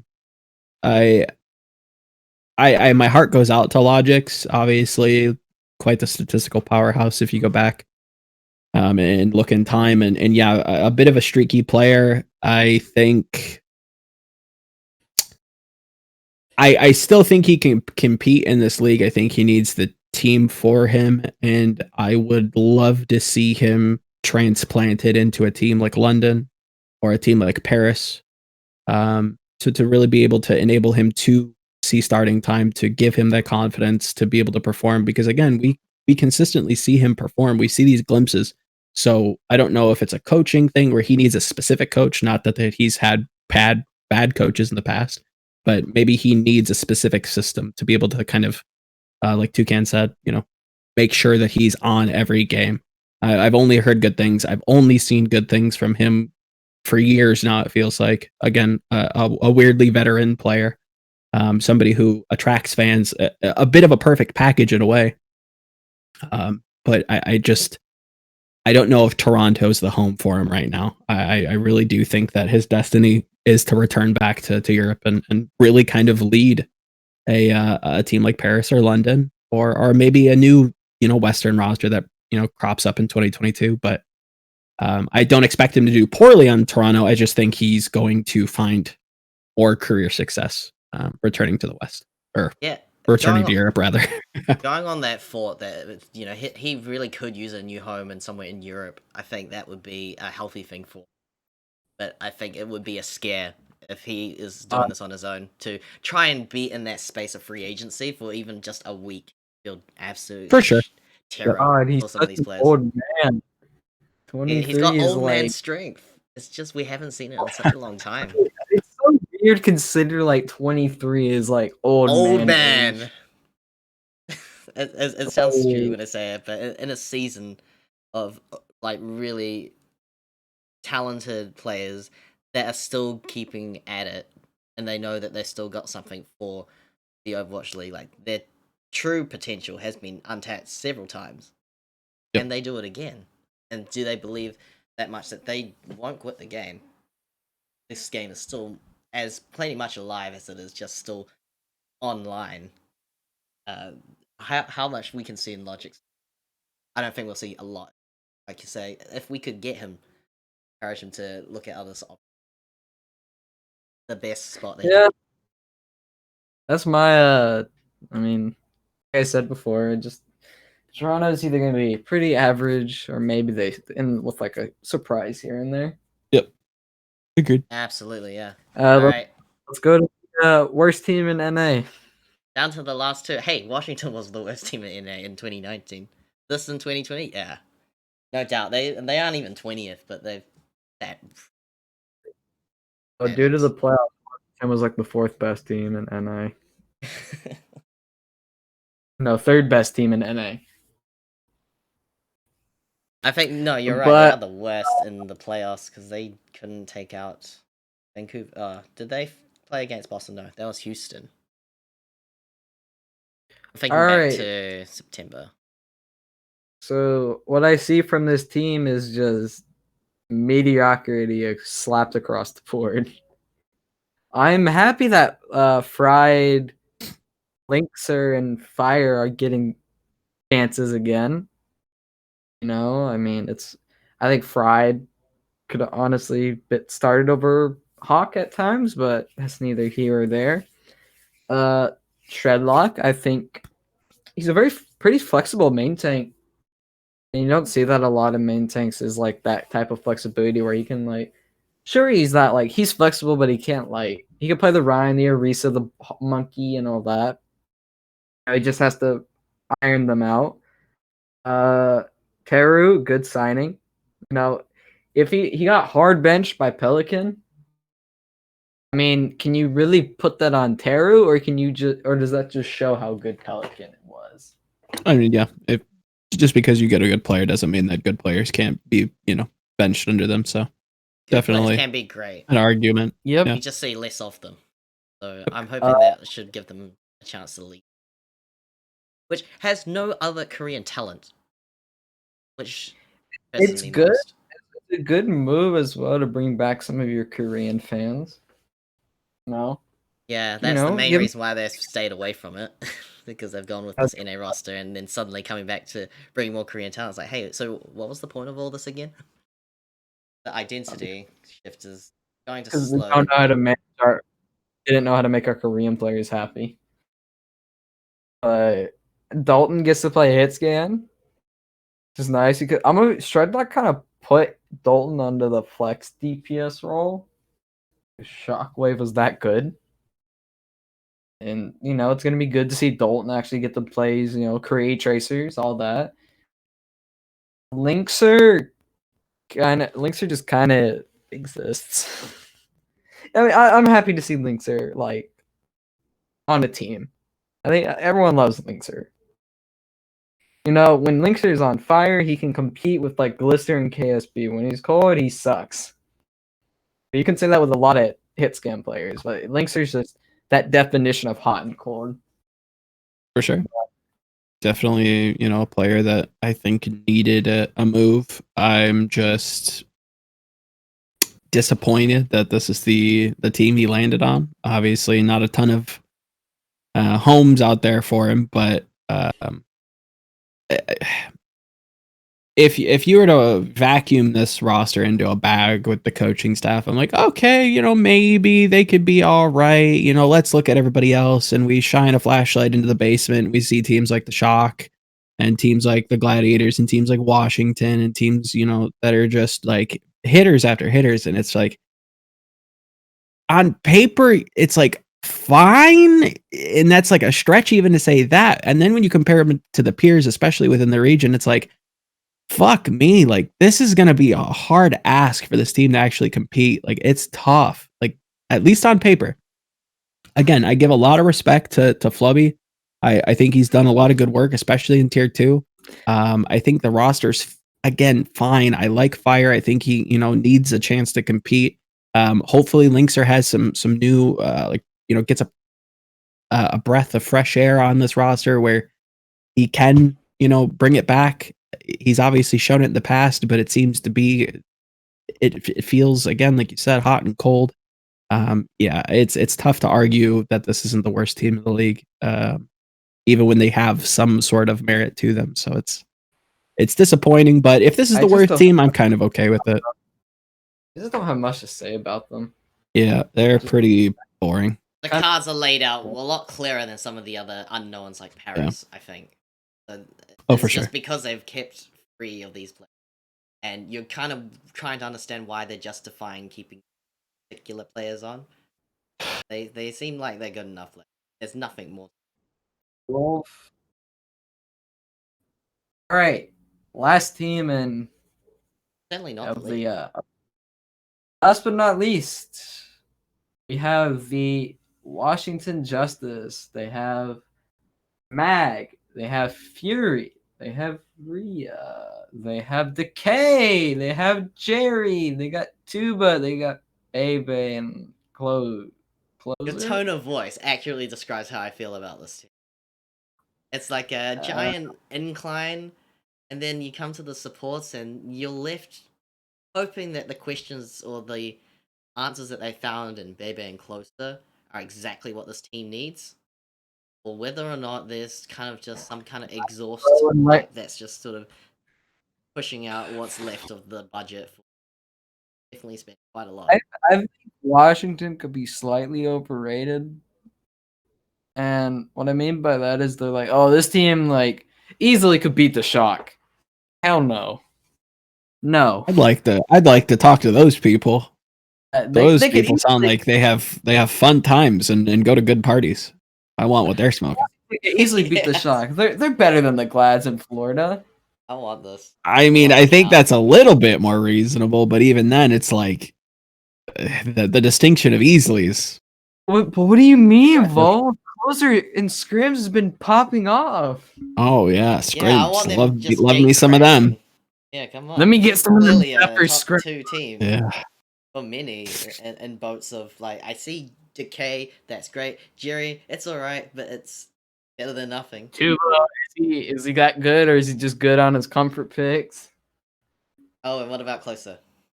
Like if we say in isolation, I think Bebe is possible. Closer is possible.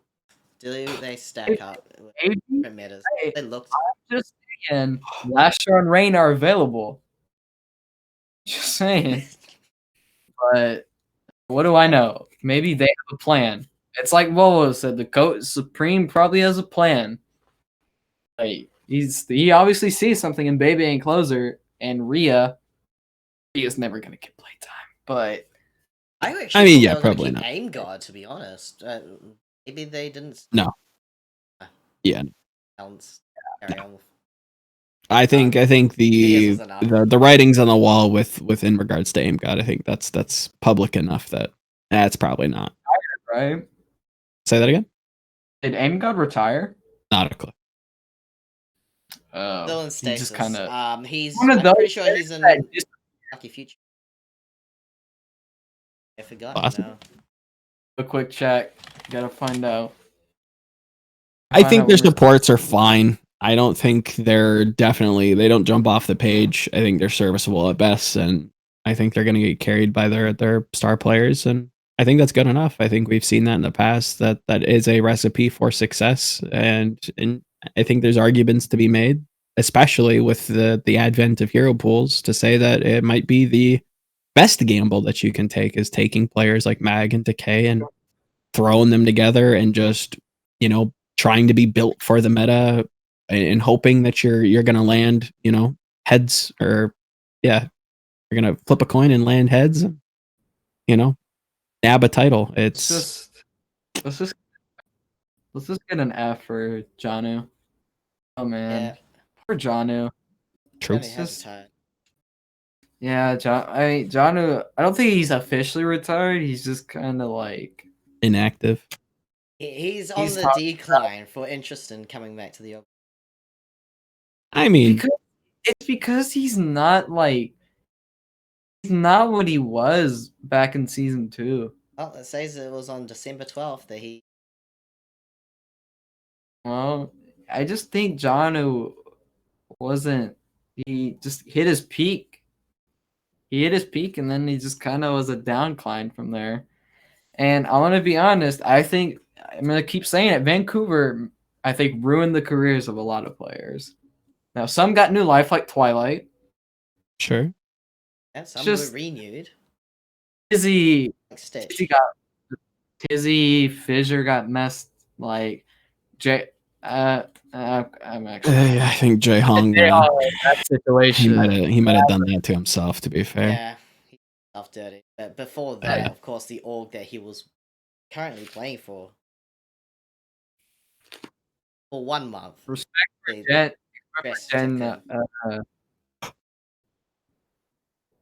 Respect for Jen for like quickly just like giving Jae Hong a slap across the face. Yeah, that Proverbial slap or the actual Jen slap? has one of the most respectable orgs. Just Sure. like, but yeah, I mean, Justice they're gonna be like a top 5 team. I'd say like 4 or 5. It's just that Sure. support line that's dragging them down, and it just like not having a Agreed. good support line can hurt you really badly. 100%. I mean, to be fair, and I agree. Like, just to clarify the position, I agree that like if there's a role that you want to have like a hitter on or some sort of like threat potential talent, flex support's definitely one of those roles. We've seen it time and time again throughout the history of this game that this is a role that you really can make plays on. Bebe's not a name that jumps off the page, but we're seeing teams crop up that really show you that maybe you don't need, maybe you can overcompensate in other areas. I look at Seoul and I'm like, man, creative's fine. I don't think he's like amazing, but they make up for it elsewhere. And I think, Justice is going to be another one of those teams that can, just get by with what they have. I think Bebe, won't be a playmaker by any means, but I think he'll be a role player, play within the team. I think closer. Doesn't get it's tough to get a read on him because he just didn't play last season. Like that just kind of went under the radar for a lot of people. Everybody's like, "Where's Toucan?" It's like, guys, closer like hasn't played in like months. Months. That's pretty powerful. So it's figuring out what he's been up to, if he's actually playing well. Obviously, has a successful past. Rumors and talks of intangibles that make him sought out after. So we'll have to see if those come to fruition. But on paper, this team, again, I agree with Toucan, top 5, somewhere within there. 3 to 5 probably. Yeah, I think they could bust their cracks in. Sure. Yeah. Very competitive Yeah. across the season for sure. Yeah, Mag Fury, kind of nutty. Mag Fury, kind of nutty. Kind of nutty. Hey, Tuba. Okay, nutty. Okay, this team is hella top heavy. The more I keep looking at it, this team is so top heavy. They've got a bunch of fucking stars on this team that they got like 3. They have 3 stars, and then the rest are just kind of. And that's okay. You don't need a bunch of stars. You don't need London Spitfire of season 1, where you just take 2 fucking sick teams, slap them together, and think they're gonna work. Like you have to have that kind of dynamic balance, and that's why you see players like Closer, players like and again like. I think this comes off as a hot take, but when you actually compare him to other main supports, I think it kind of really evens out. But I think somebody like Jexay doesn't get enough credit. I don't think he's an all-star when it comes to main support, but I think he's a good teammate to have. I think he's a good leader. I think he's a great caller. These are all things I've heard from speaking to Overwatch League coaches. Now, is he the best main support that your money can buy you? No, of course not. But he's a good player to put within this team, a team like this, to kind of even it out and balance it out. So it's not just a bunch of, crazy fraggers and, they go off and get pissed. Get away with that. Only like, I think it's like if you're going to have a team of stars, you have to have someone that's going to be able to like keep all their egos in check. Sure. And like, sometimes those skills are, are fostered in players and roles that aren't necessarily big playmakers, but they're good teammates. Or they're good coaches, or they're good, somebody to have in the locker room. Like Art, Art never jumps out at you, but he's just such a good dude. Sure, yeah, there's so many things just off the board or off the game in the servers that are truly underappreciated. Like with McGravy, for example, getting to be able to fundraise on his own stream on behalf of the Valiant. Representation is so important for someone like Valiant back in the day. Deserve that Dennis Savelka award wholeheartedly. Yeah. It's just like if you were to scroll up and just like look at all the players that are now gone. I'll do one bit. I'll zoom out for you. Just look at all the colors from 1 to the second tier. You don't see a lot of contenders players up here. Just skimming through just the light greens for contenders players. They're obviously in sort of like a middling area, so you weren't going to expect a lot of. For the ones that you have now, those expired contracts that have filled its place. Amazing people or players we've had come and go. Like Gamzu's gone. Saya's gone. Like Ben Best, who are you? Hacksaw. It kind of sucks to just look at it and you're just like, damn. Yeah, people who've come in just for that year and won the championship, they've gone up and left for their health. It's a very fickle thing to be able to maintain a esports career, and you would otherwise see way less of these people who don't return still here Because if they've managed to hold thing up. with esports is that thing with esports is that there's always going to potentially be someone better than you. You're gonna be like, there's gonna be like, you could be the top 1 year, but then some like kid popping off in contenders comes and takes your job because the team sees him more valuable than you. And I mean, Volp and Obi, you guys probably watch like the more like different types of esports than me, but it's just like, I feel like that just kind of goes for everything. It's like Sinatra could be easily replaced by some bragging Valorant kid, like, or something. Some faker could get replaced in League of Legends. See, yeah, that's where I kind of disagree. I'm not even gonna lie to you. I'm gonna full stop. Yeah, this is a big disagree. I think I'll is take that as a laugh. Yeah, pretty much a. I won't say it's specifically an Overwatch problem.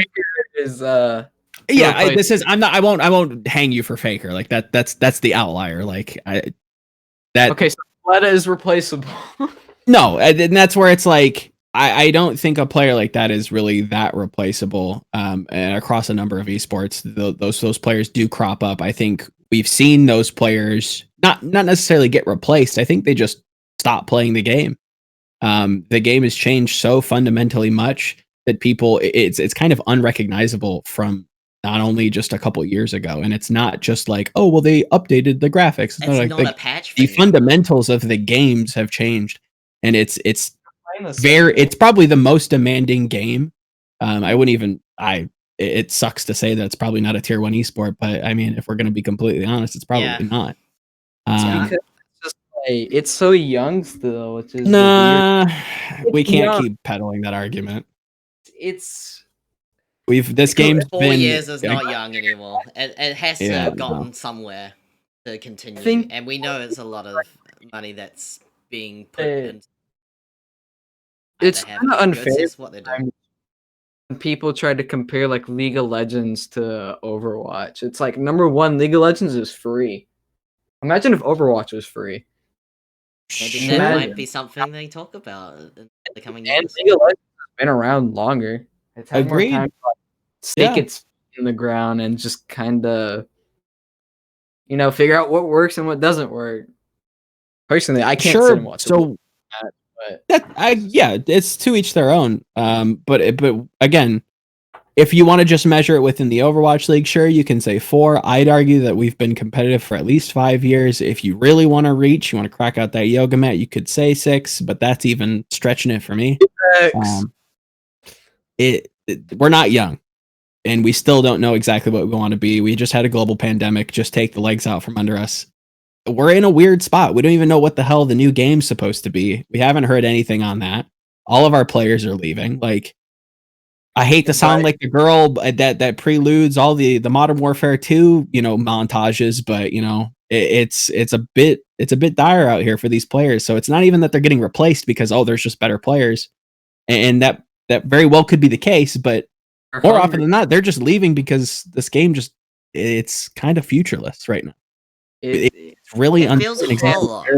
That's how I feel like it would have been like you don't see a lot of esports, like just esports in general, do what homestands do.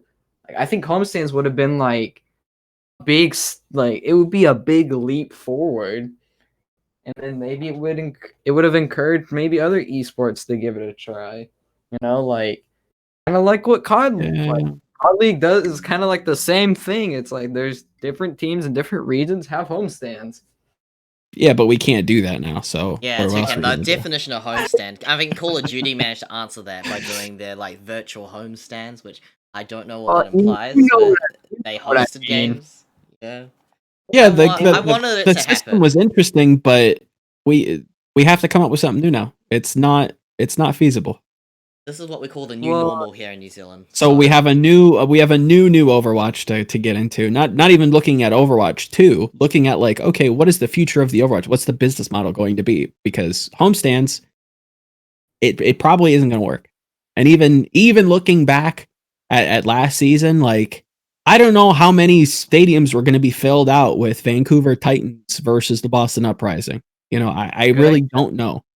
Yeah, we've had like near empty stadiums trying to watch Guangzhou There's some versus pretty Shanghai. turdy teams last season. Maybe I that's think- different. I don't know. Maybe it would have been different if it like if it was like Vancouver, like if it was like if it was like Runaway Vancouver Titans, like I would Sure. love to have gone back and watched like some OG Runaway. 100%. But it's like homestands are a great idea, and I hope like they continue to just like don't give up on that idea. It brings fans together. I've been to a Dallas homestand, and it just like a lot of amazing people there. It brings fans together, no matter. And hearing like the roar, it's like in normal sports when you hear the roar of a crowd after like how the carpe pops off or something, that gives you like it's an surreal experience. But I just think they gotta, like what you said, they need to do something unique. I think Blizzard could do that. It's just They figuring out. could. They But definitely. do they? In They air could, quotes, but do they want to? No, That's it doesn't look like they've made that message very clear that they can only invest so much time into the. yeah. Hey. And I don't blame them per se, right? Like this is a logistic thing that we haven't seen in nearly 100 years. You know, global pandemic is not something to mess around with. And trying to float the bird as it's being attacked by a weird virus, like I do shred a bit of sympathy towards Blizzard's end. Obviously, I think they could do some things a little bit better here and there, but I feel like it's mostly constructive. But when the buck really hits when it really, where we get to brass taxes, there's a lot of moving parts with this game that a lot of other games don't have to necessarily worry about. And we still kind of have to turn that corner. This, like, we keep postponing it and like, oh, there's a lot of just like I won't call them buzzwords, but there's a lot of very convenient excuses that like kind of aren't wrong, but at some point we kind of have to just like face what it is. Like, we're not that young anymore. Granted, we're young in terms of like figuring out what our league's supposed to be, what the game's supposed to be, like the future of the game. We still don't know, right? Like Hero Pools was literally last season, started like 4 weeks into it. Nobody knew about it. We can't continuously have these things that just flip the game on its head.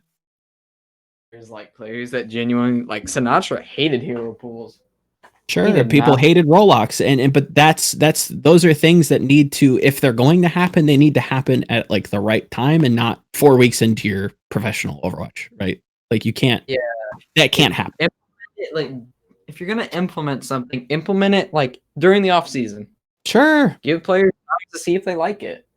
Give teams the opportunity to build for it.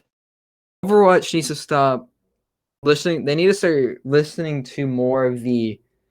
This is my opinion. Overwatch and Blizzard need to stop listening to the casual side and need to start looking at the competitive side as well. Because I don't think the pros or like the top 500 streamers, they don't get respect. Like when they say something is wrong, Blizzard's like, oh yeah, we just make it worse. We just make it worse. It's like, who are you appealing to? Are you trying to appeal to the casual audience or the competitive audience? This is a weird thing. It's a weird. Yeah, it is a weird thing. Specifically with our game, I think most game developers try to do a mix of both, and I'm pretty staunchly against the idea that you can't do both. I think you can facilitate a healthy game for both a casual audience and a competitive audience. The difficulty that Overwatch has is that this game spawned from the corpse of a failed project. It was rushed out. It was a miracle. It was one of the biggest success stories in gaming, I think, in the last like 10, I would say 10 years. This is like the reverse of Cyberpunk, let's say, right? Like to put it in perspective, like this game was probably not supposed to be very good, right? This spawned from a project that flopped. They re-acided everything, redesigned it into something that, again, was great. To this day, you cannot kind of get the same player experience that you do in Overwatch. For all that we love and hate it, it is its own unique entity that you can't really recreate elsewhere. People have tried, it just don't work. So they have something working for them. So they just need to kind of, and again, it's very nebulous what I'm about to say and incredibly difficult. And I wish them nothing but the best in this, but they have to be able to define it and just move forward with it. It cannot continuously change as quickly as it has. You go back to 2016, No Hero Limits was a core gameplay design tweeted out by the official Overwatch account. Like, not the Overwatch League, the Overwatch account. Replying to people who are like, "Well, 6 Torbjorn too strong." They're like, well, actually, that's just part of the core gameplay design, and you just kind of have to suck it up and get used to it. That is a far cry away from where we are today. That can't happen in 4 years. They need to, if they're going to keep something in the game, perfect it. Like, I'm sure as many people, they did not like goats. I, as a DPS player, I did not like playing goats. Sure. You know what I had to do? Yeah, that's a whole class of discussion. Sure. On its own. But the fact that it has that much of an impact, I'm sorry, Toucan, but the way that it's had such an impact on those who have played Overwatch for this long, and to this day, and remember it being such a turn-off. It's kind of memorable in that sense, that you can have those moments. And to see it transform so much from then, when it was just a bunch of patch notes, the role locks, and consequentially them having to make those hard decisions, and seeing the impact of it just not going the way that they probably wanted. It's quite amazing. This is probably like putting too much shit onto Blizzard.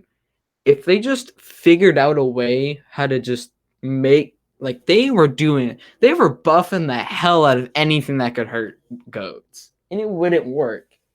Because goats was just like, this is like a whole different thing. Goats is it's like its own entity to talk about. It's just Blizzard, I think, always has an issue balancing. It's something with balancing that they don't always struggled with Overwatch. Well, they struggle with it because there's just things that are inherently broken, right? Like the objective of each game mode is different, which causes different, archetypes of compositions to be valuable or invaluable. To this day, we're seeing like the essence. I won't say what Dallas ran last night was goats by any means, but in essence, this 6-man hyper speedy dive works in a very, again, some of the core tenets of goats are applied there. It's not the ultimate trading, finesse that goats was, but like the idea, the foundations of it are still there. There's that won't go away. That is Overwatch to a degree. Overwatch is fast paced. It's fast paced. It's very group oriented at its core. And if we leave it alone, like we did going back to season 2, stage 3, where it was kind of left it alone, you saw the players start to churn the meta on their own. People started to challenge the idea of goats. We started to see that actually be successful. You saw Shanghai be successful. You saw teams in Korea and China be successful. We were on the right track to really go, man, stage 4, who's to say, like, what's going to happen with goats? Is it the most dominant comp? We'll find out. Oh, Rollock comes in. And I kind of have arguments for Rollock being like healthy for the game, but right as we're about to see, like, yeah, it just right as it's supposed to work, it just flopped. Rollock, what a lot of players have been telling me, it takes away from the creativity that Overwatch gave. Oh, for sure. Like, as goats was starting to be countered, and I think all they just needed to do was start they don't need to nerf the hell out of every single, they don't need to nerf Ryan, Zarya, Diva, all those cats into hell. I mean, then again, they've already done that at this point. But it's just, his teams got smarter. like the Dragons and the teams in Korea, you could see like, okay, now things are getting interesting. It's like there's going to be teams that run triple DPS and there's going to be teams that stick with goats. I think that would have made for some entertaining Overwatch instead of watching 2 shields get put up. For sure. The double shield but that's meta forever and ever. I don't think that Rollock was the progenitor of this double shield thing. I think people attribute that to that format change, and I think that no matter what happened with goats, we were always going to have a very that was just a flashlight into the basement, to kind of return to that analogy. That was a peek into how the sausage of Overwatch is made, and I don't think that was going anywhere. Like, you can nerf Ryan and Zarya into the ground, you'll get, I don't know, you'll get another 3-3 comp that just exists and just beats you with ults, and you don't have to aim, and people get big mad, and the DPS players can't play. Like, that's going to be a successful, like, archetype or style of play for a long time coming. Rollock is healthy. It does stymie the creativity 100%, and I'm all for that. But in the long run, I do think that was probably needed for the game. I don't think you want to, especially, I mean, there's so many different ways to kind of pick that apart. Like, from an org level, if I'm best, say that again. It's like a hit scan player. I don't want to. Yeah, exactly. Like, if I'm going to buy you as a hit scan player, if I'm going to sign you, you're going to be able to I can't then.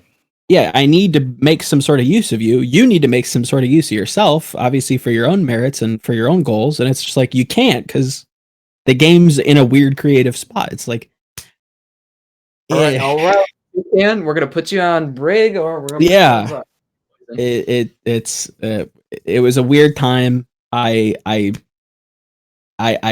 thankful to have covered it while it was here, and I appreciate it. Am I a big fan of the double shield stuff? No, but I think I would rather was a needed evil. It was still relatively entertaining. You know, it was good to see DPS players get some life shoved back into them. It's like you could see players that benefited off it so well, like for sure. Like Corey. Like, we finally got to see what Corey was like on like Hangzhou and Widowmaker. And again, I don't know how good Corey would have. Even then, Corey looked really kind of but Corey, that's a whole different story on its own. It just, for that first stage 4, that was some of the most like entertaining Overwatch I've seen in a very long time. You got to see just the Mayhem go 7-0, the Washington Justice go 7-0. You got to see players smile. Like, for sure.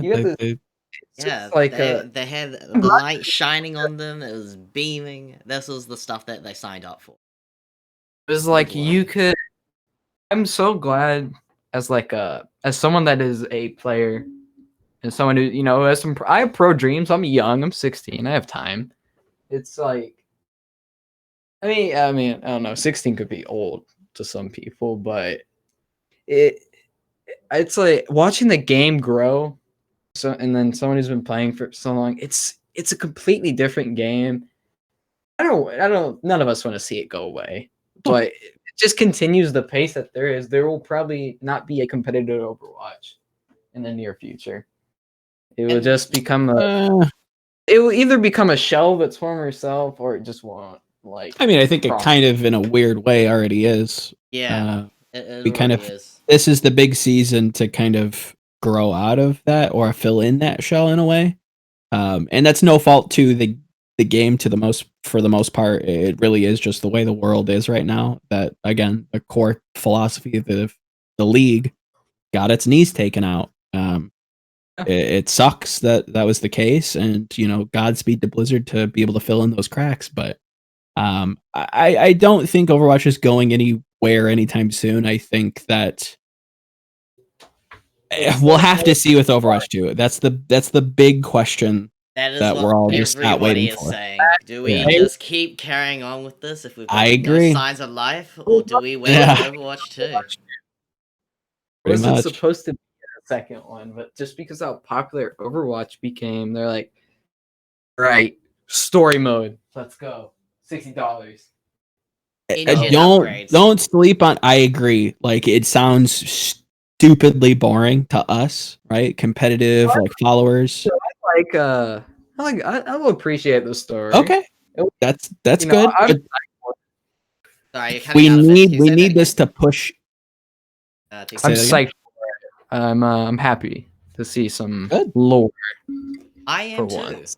Lore is healthy for this game because what really kept people on was the unique characters. If you're gonna talk about Overwatch 2, you have to remember you're talking about the same characters probably 90% of the time, and the ones people are looking forward to are the new ones and the content that they're gonna build around the existing ones. Was so fucking cool, and he's just like, I mean, this is just like shout out to all the voice actors. Like Sigma has one of the best like overall voices.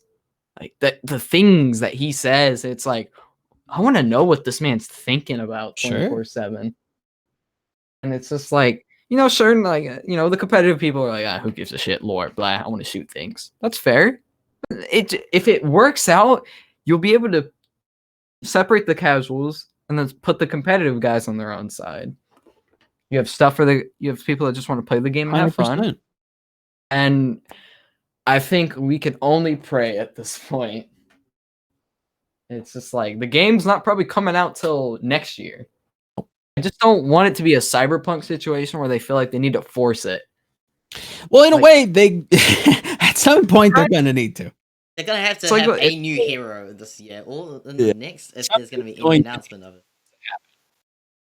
Yeah, they're gonna feed something into this that they've never done before. Give us something to be excited about. Give us some more gameplay. Yes. Like, show us the heroes that we're gonna get. At least show us the maybe two new heroes.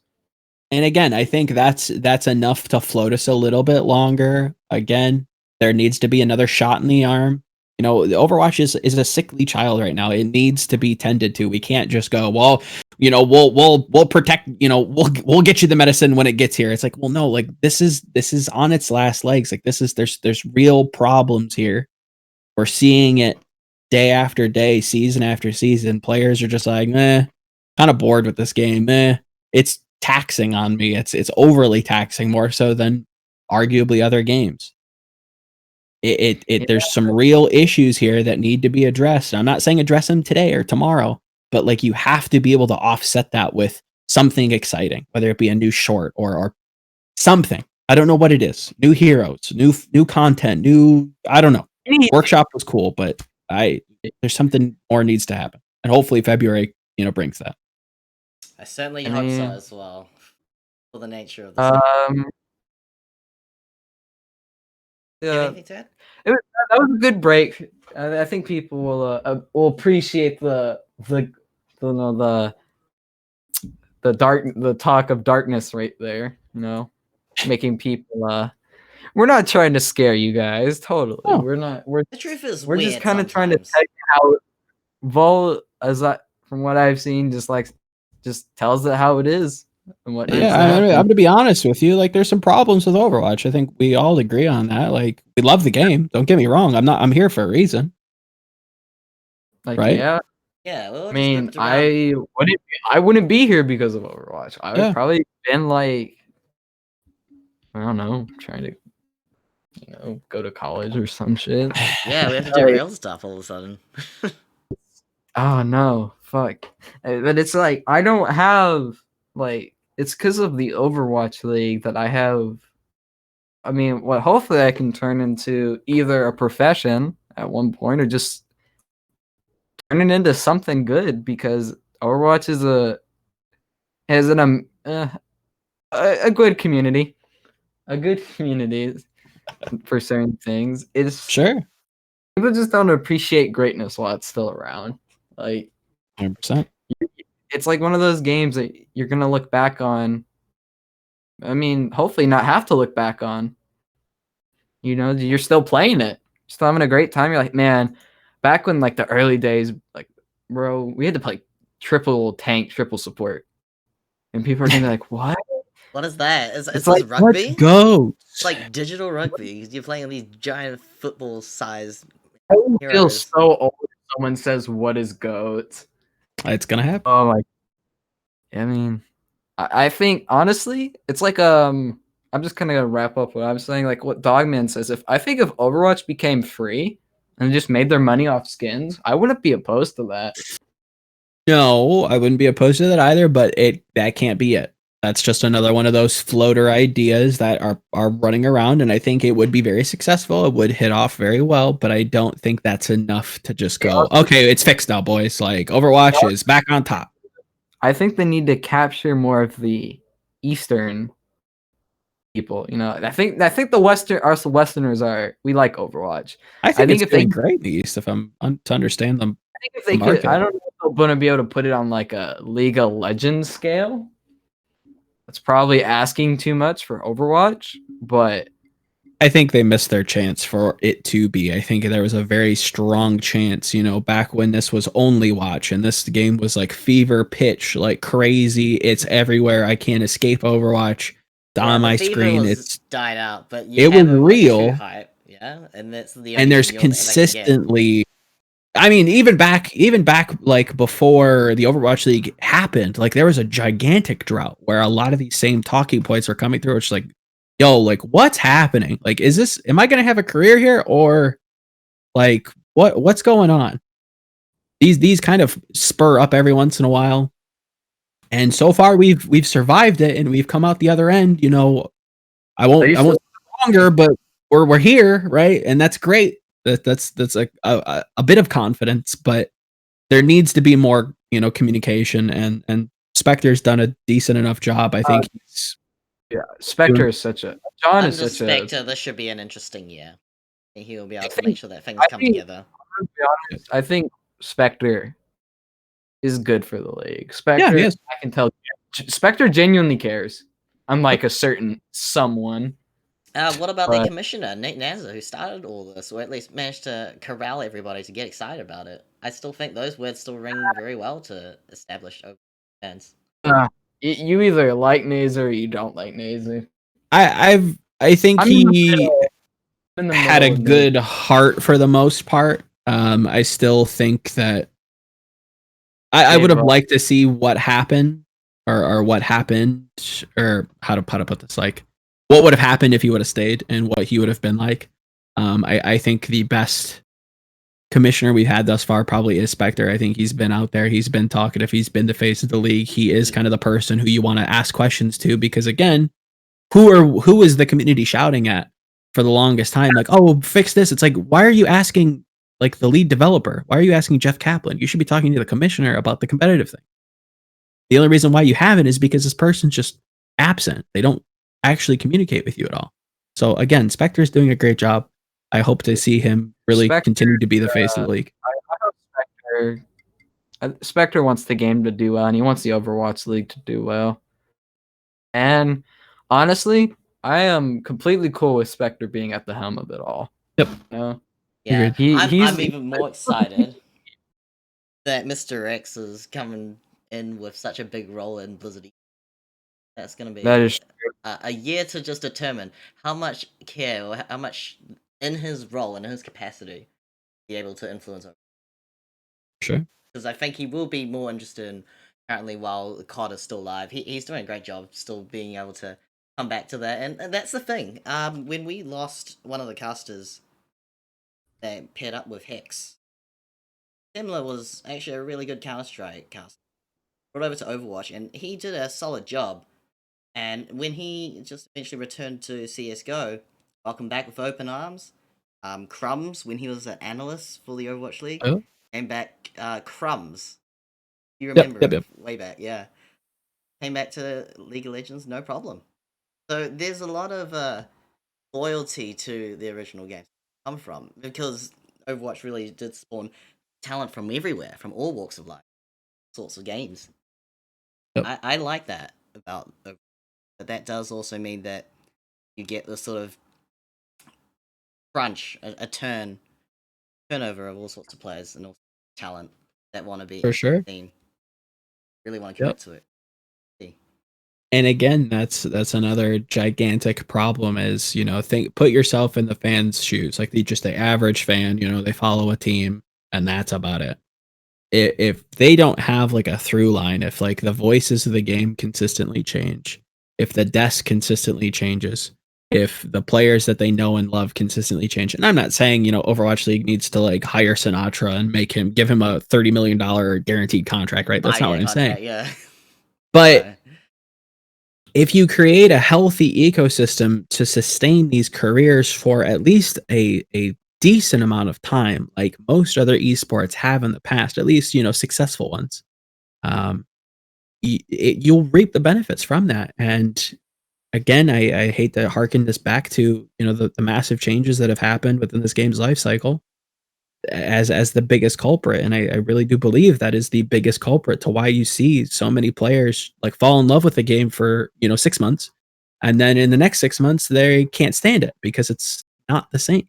And I'm not saying it needs to be exactly the same, but like fundamentally, it just can't be flipped on its head, especially when it's happening. Like, I feel for the fans. I feel for the players. Like, weirdly enough, I feel for the organizations themselves, and I do feel for Blizzard. But at some point, somebody needs to take responsibility for this and fix it. And I do have to look at Blizzard and say, okay, this is your game. It is successful. You have something promising here. So what are we going to do with it? It has to be, there has to be something more. It can't just be silence. That's Overwatch is like Blizzard's child. Like, they made this from nothing. The youngest of all their IPs. Yeah. Yeah, it's like it's the little kid that's still like, it's like it's growing up faster than it even expected. Oh yeah, 100%. Like they're tackling problems they probably never. Again, in 2016, the Overwatch Twitter account was tweeting at people telling them that no hero limit was a core philosophy and gameplay design of this game. That's not like, compare that to today. It's two so different things. Like, those are two different people. I think that analogy is perfect. Like, they're growing up so stupidly fast that the developers don't know what this is anymore. Yeah. So you either just like give the reins to the players. I don't know. Honestly, I think streamers need a little bit. I think like competitive players. I'm not saying like streamers as in like gold players. Yeah. I'm saying like influencers. Like, take someone like, I don't know how you guys feel about him, but take someone like Samito. Take someone like him and just let him speak his mind to a board of directives or some shit. And just get people's differing opinions and just see like what everyone is agreeing with or what they're disagreeing with. I think Samito kind of just like Samito is he's a little much sometimes, but sure. I think regardless, I think the notion of that idea comes from like a very healthy and comfy place, right? But in reality, that don't work. Either the developers just like ignore you and it's just lip service for you to go like, I think this should change, and like this is too overpowered, and they look at you and they pat you on the head and they send you on your way.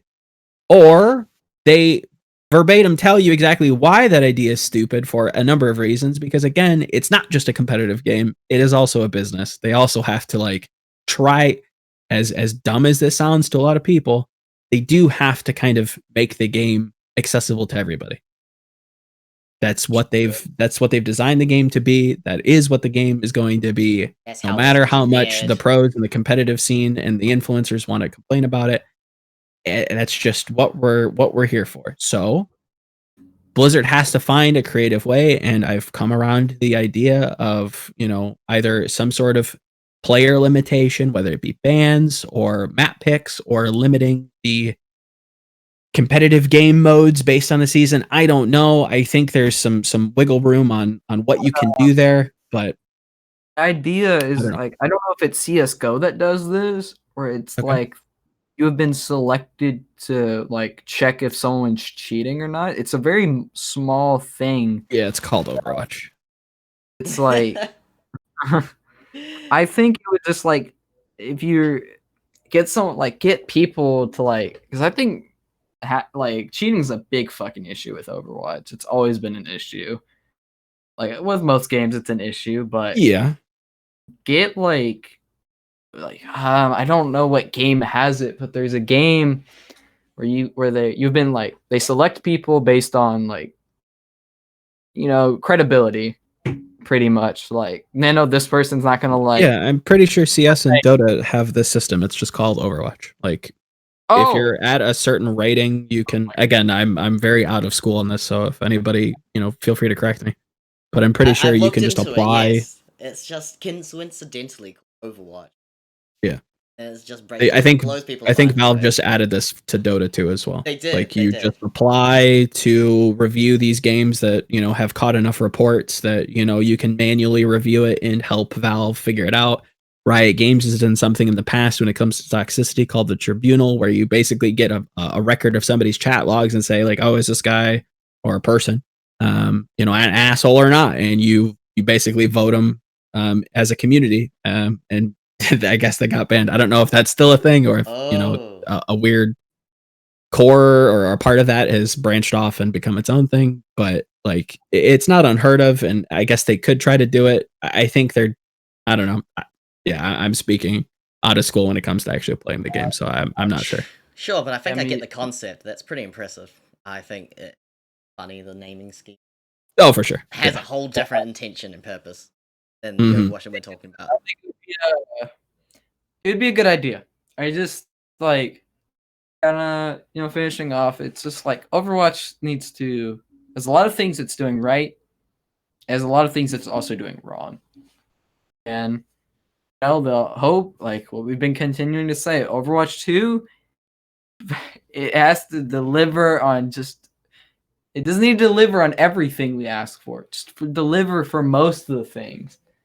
Give us, new characters. Give us like that, maybe like the pick and ban system, like how Siege has it. Sure. Like every little thing, every like little thing that they add can go a long way. 100%. But I think that's all my thoughts. I don't know. That was beautiful. I appreciate both thoughts on that. There's so much depth to where Overwatch League is hinging obviously on the game itself, but the direction that it's gonna go is gonna be so important. But that's everything. I think we're gonna call it for today. Can you believe it? This is not hit 4 hours. I'm impressed. 4 minutes, so 4 hours. Yeah. I want to thank you so much, Volamel. You have been quite a trooper. Yeah, you've hit our highest viewership and streaming time. Oh, let's go. That's how we want to start 2021. I don't think we'll hit this again unless we got big guests lined up, and we're just gonna do it as a whole day thing. I actually need coffee for that. I didn't get any coffee today. I went with green tea. Hey. So you told me we were going through them all. I'm like, hold on, boys. I'm gonna need another coffee. Like, you gotta give me a second. I'm gonna need to mentally prepare myself for this one. it was a slog. We got through it though. We got there. The journey, and it was a good journey that had a good ending. I thought it was enjoyable. So thank you for having me. It was a pleasurable experience to have. It's not every day that a small podcast like Ecopoint gets a legend. Pretty much. Don't throw around the L word. That's for when I'm dead and gone. A well-respected individual. I'll take it. One of the best in the community. In the tier 2, tier 3 scene, I think you're up there in the Overwatch League. Once we get you there, once you get up there with content. You and your boys. Yeah, I take that back now. After what we just talked about. Yeah. There. Well, I appreciate it. You guys are far, far too kind.